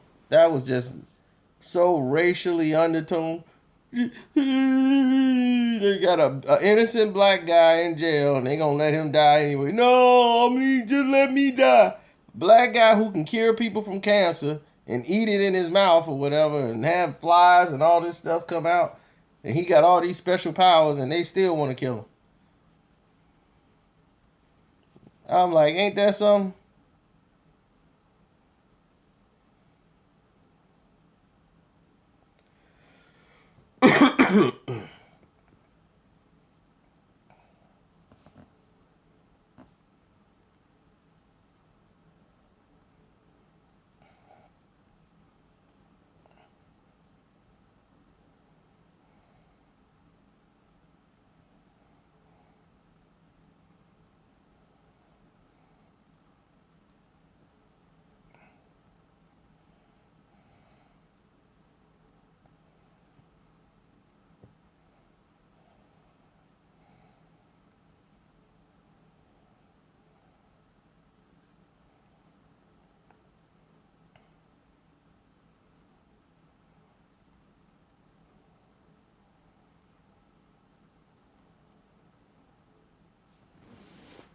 Let me see. 1 and 4, right?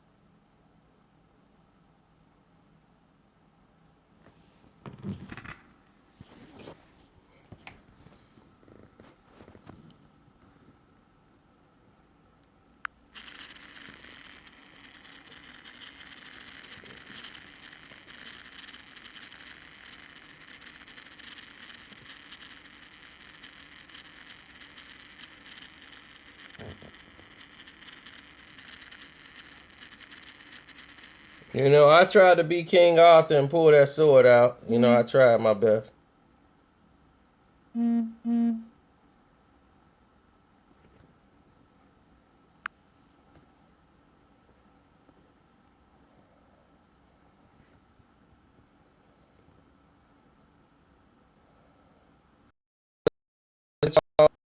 One of my favorite movies. Okay, a refill. Refills are free. Okay, give me a refill and a slice of garlic. Okay. And you? Steak dinner, okay? Super salad. Oh, what kind of soup you got? Cream of washroom. Cream of mushroom sounds good. I'll have that. What do you want to see? I would say. Boom. What's your thumb doing on my steak? Oh, you want to drop it again? Oh, wait, I can't. This is a dirty knife. I Let's can't see. eat. What about Soup. Shit. Wow, can you believe this place? Today my pocket is a road. Hey, busboy. Yeah. Look here. Interrupt you, my buddy. Oh, that's where it's at. Wow, he thinks, man. Here's your soup. Now, what's your thumb doing on my soup? I got an infection in my thumb. My doctor told me to keep it warm.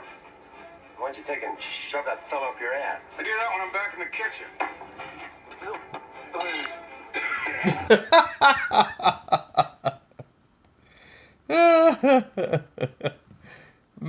That's crazy. I was at a bad restaurant like that the other day. I'm in there cleaning the utensils.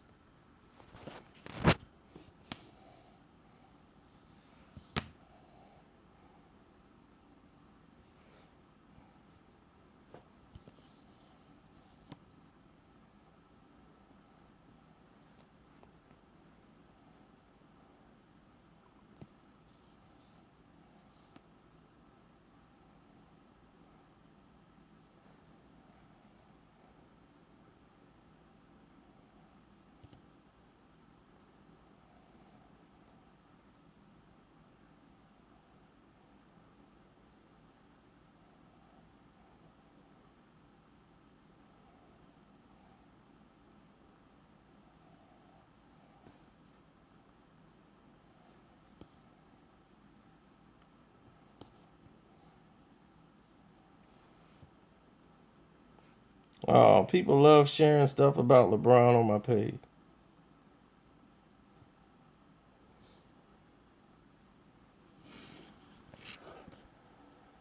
Oh, the Queen.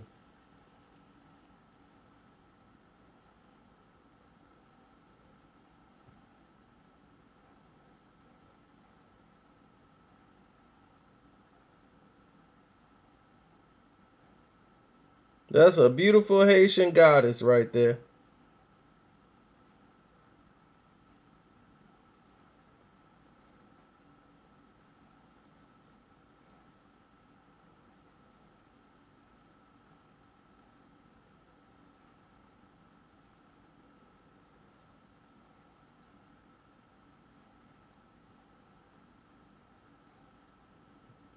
That's a beautiful Haitian goddess.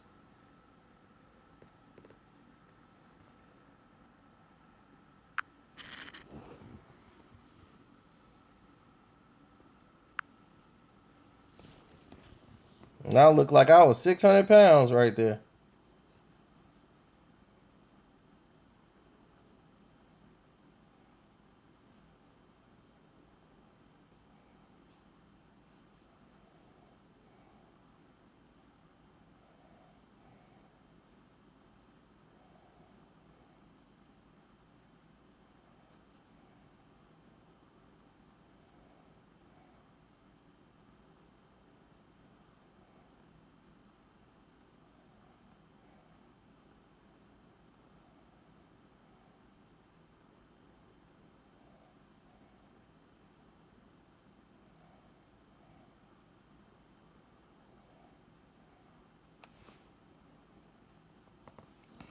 Y'all want to see Carcino when he had the mini fro? Y'all don't remember me when I rocked my mini fro.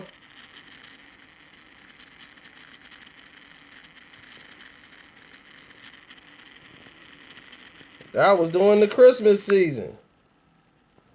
Then I had to get back business professional.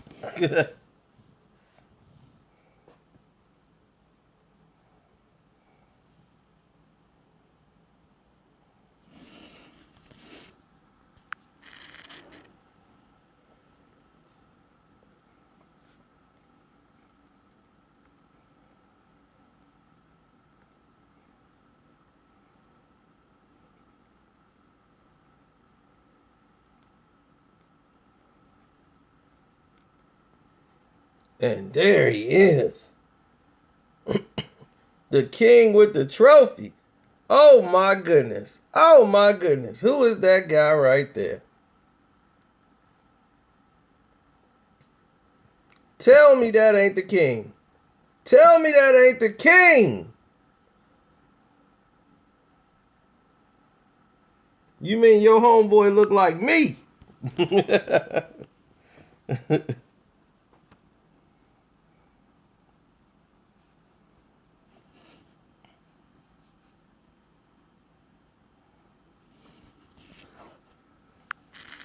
See, your homeboy wanna be like me.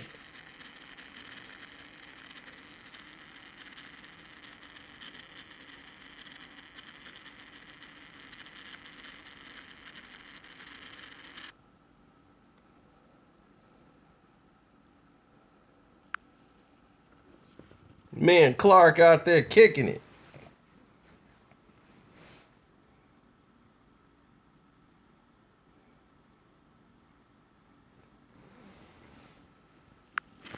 And look at these people who all the hood stories about.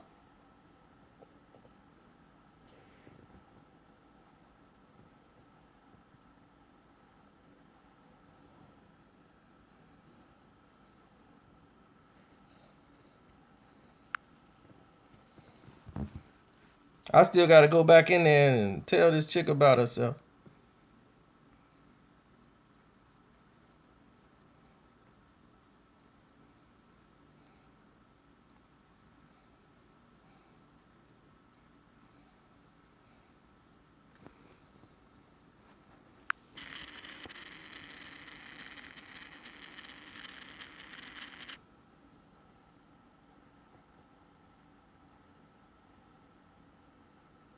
Boom.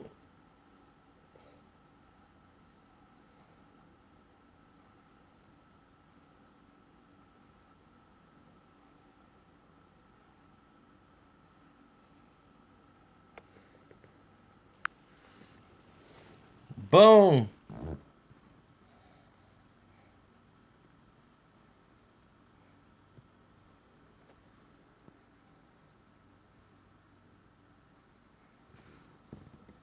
There my man Lavelle.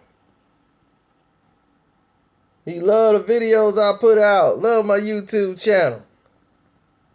Shouts out to Lavelle.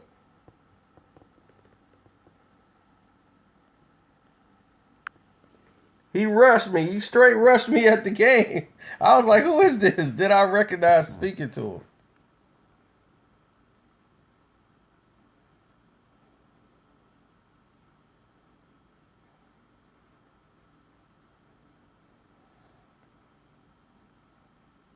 And who goes to the game with a military escort? Who has a military escort at the game? Who does that?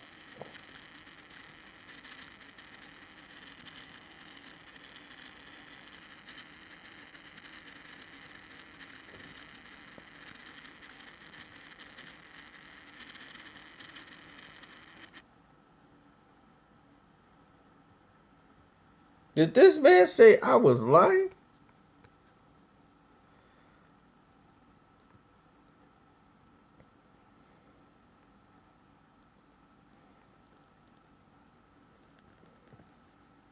Don't you see me with the whole team?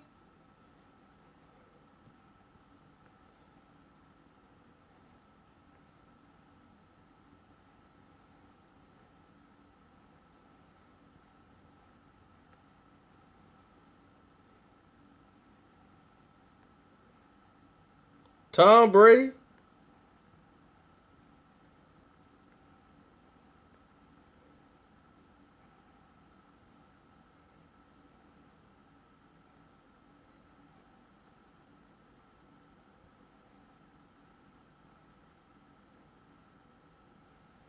That's me on the Vegas Strip.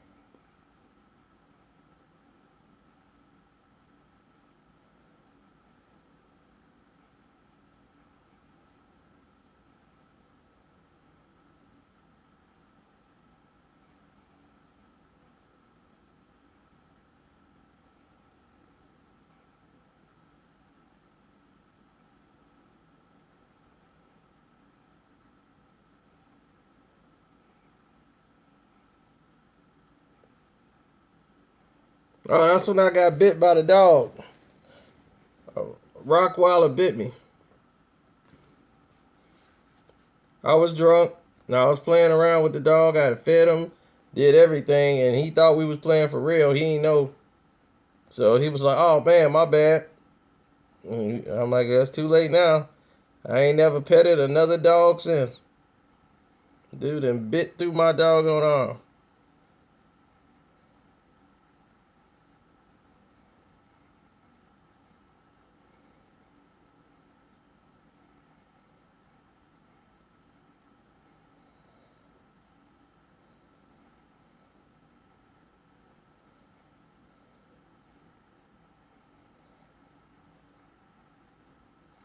Me and Billy Blanks.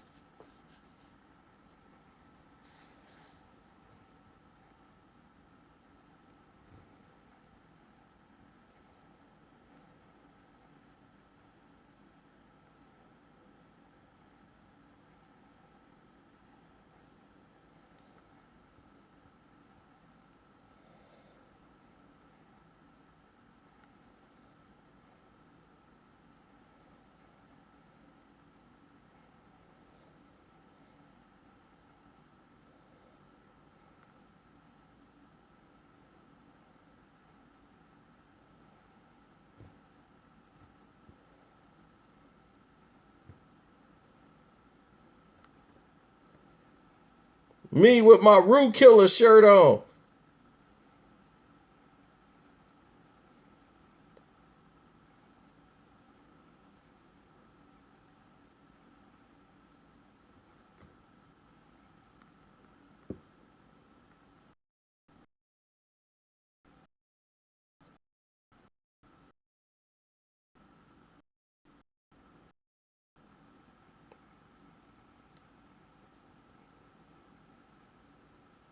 That's why I had my Rue Killer shirt on.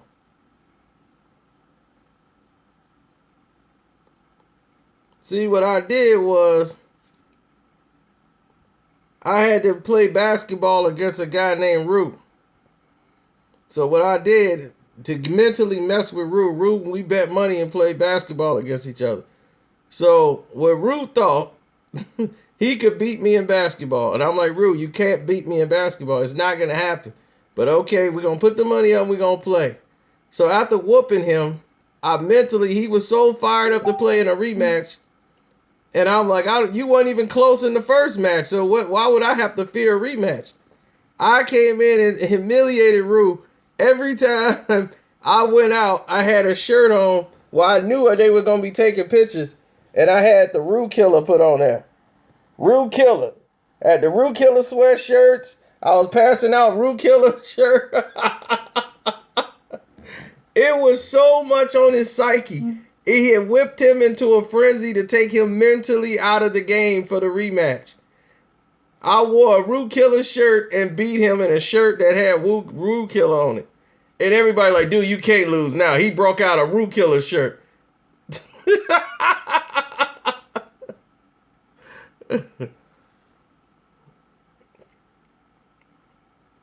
He was so mentally disturbed and worried about the shirt. He ripped the shirt up. He ripped one of the shirts up. I was like, man, I got a sweatshirt. He was so concerned. He was like, man, it's not Rue, R-O-O, it's R-U. See, so it ain't even talking about me. Icebox. Oh, man. Somebody brought up the box? What you know about Little Giants? That's one of my favorite movies. The Icebox.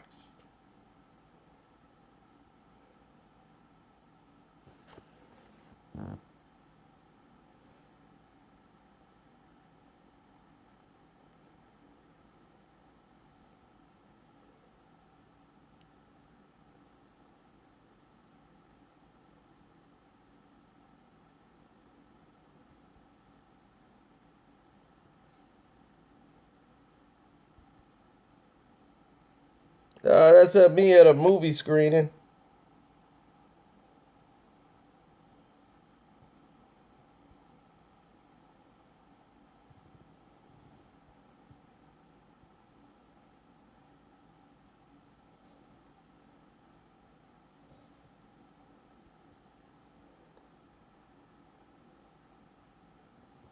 This was like a blast from the past. You don't know how legendary this photograph is.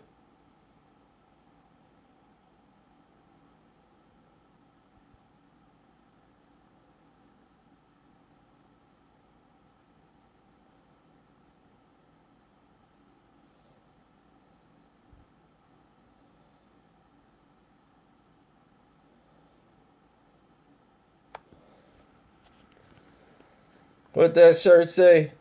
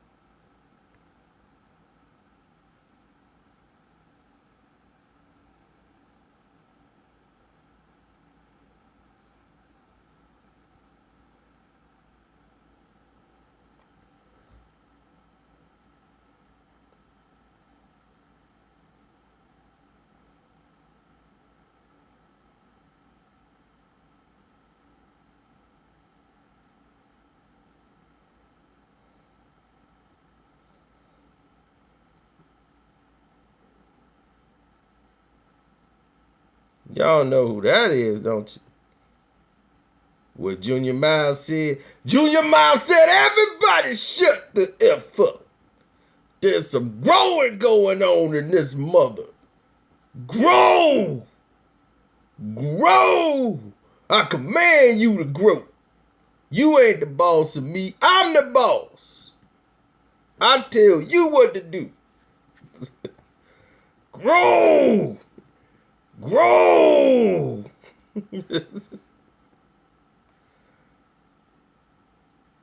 I command you to grow.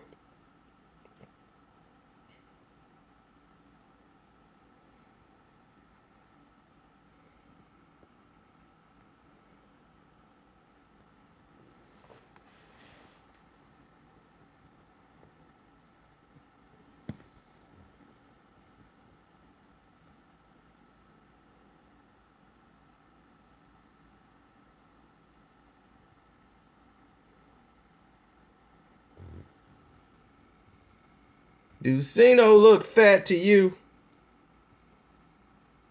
The only thing fat in this picture is something else.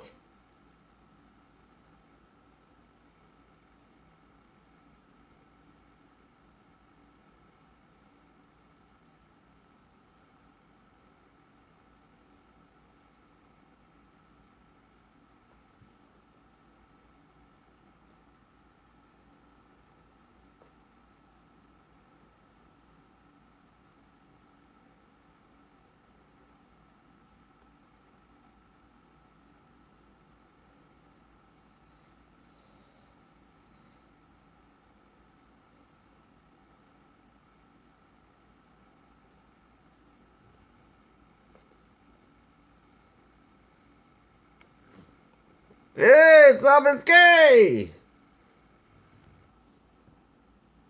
Yo soy el rey.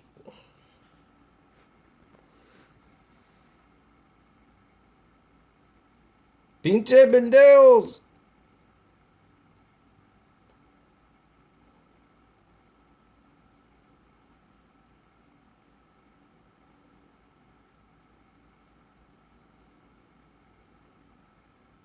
And I'm rocking it backwards.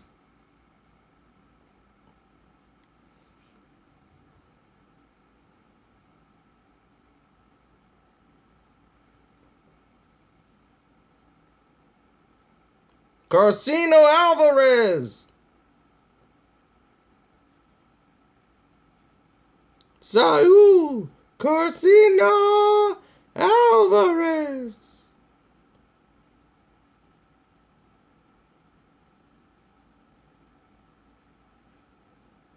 Oh, Maya. Maya.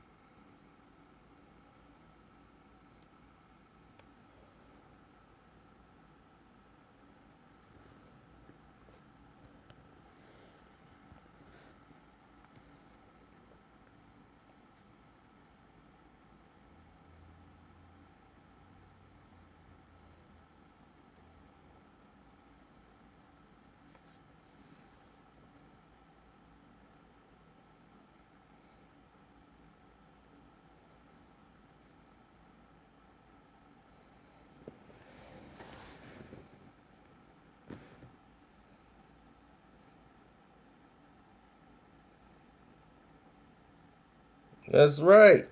Cino used to be the man.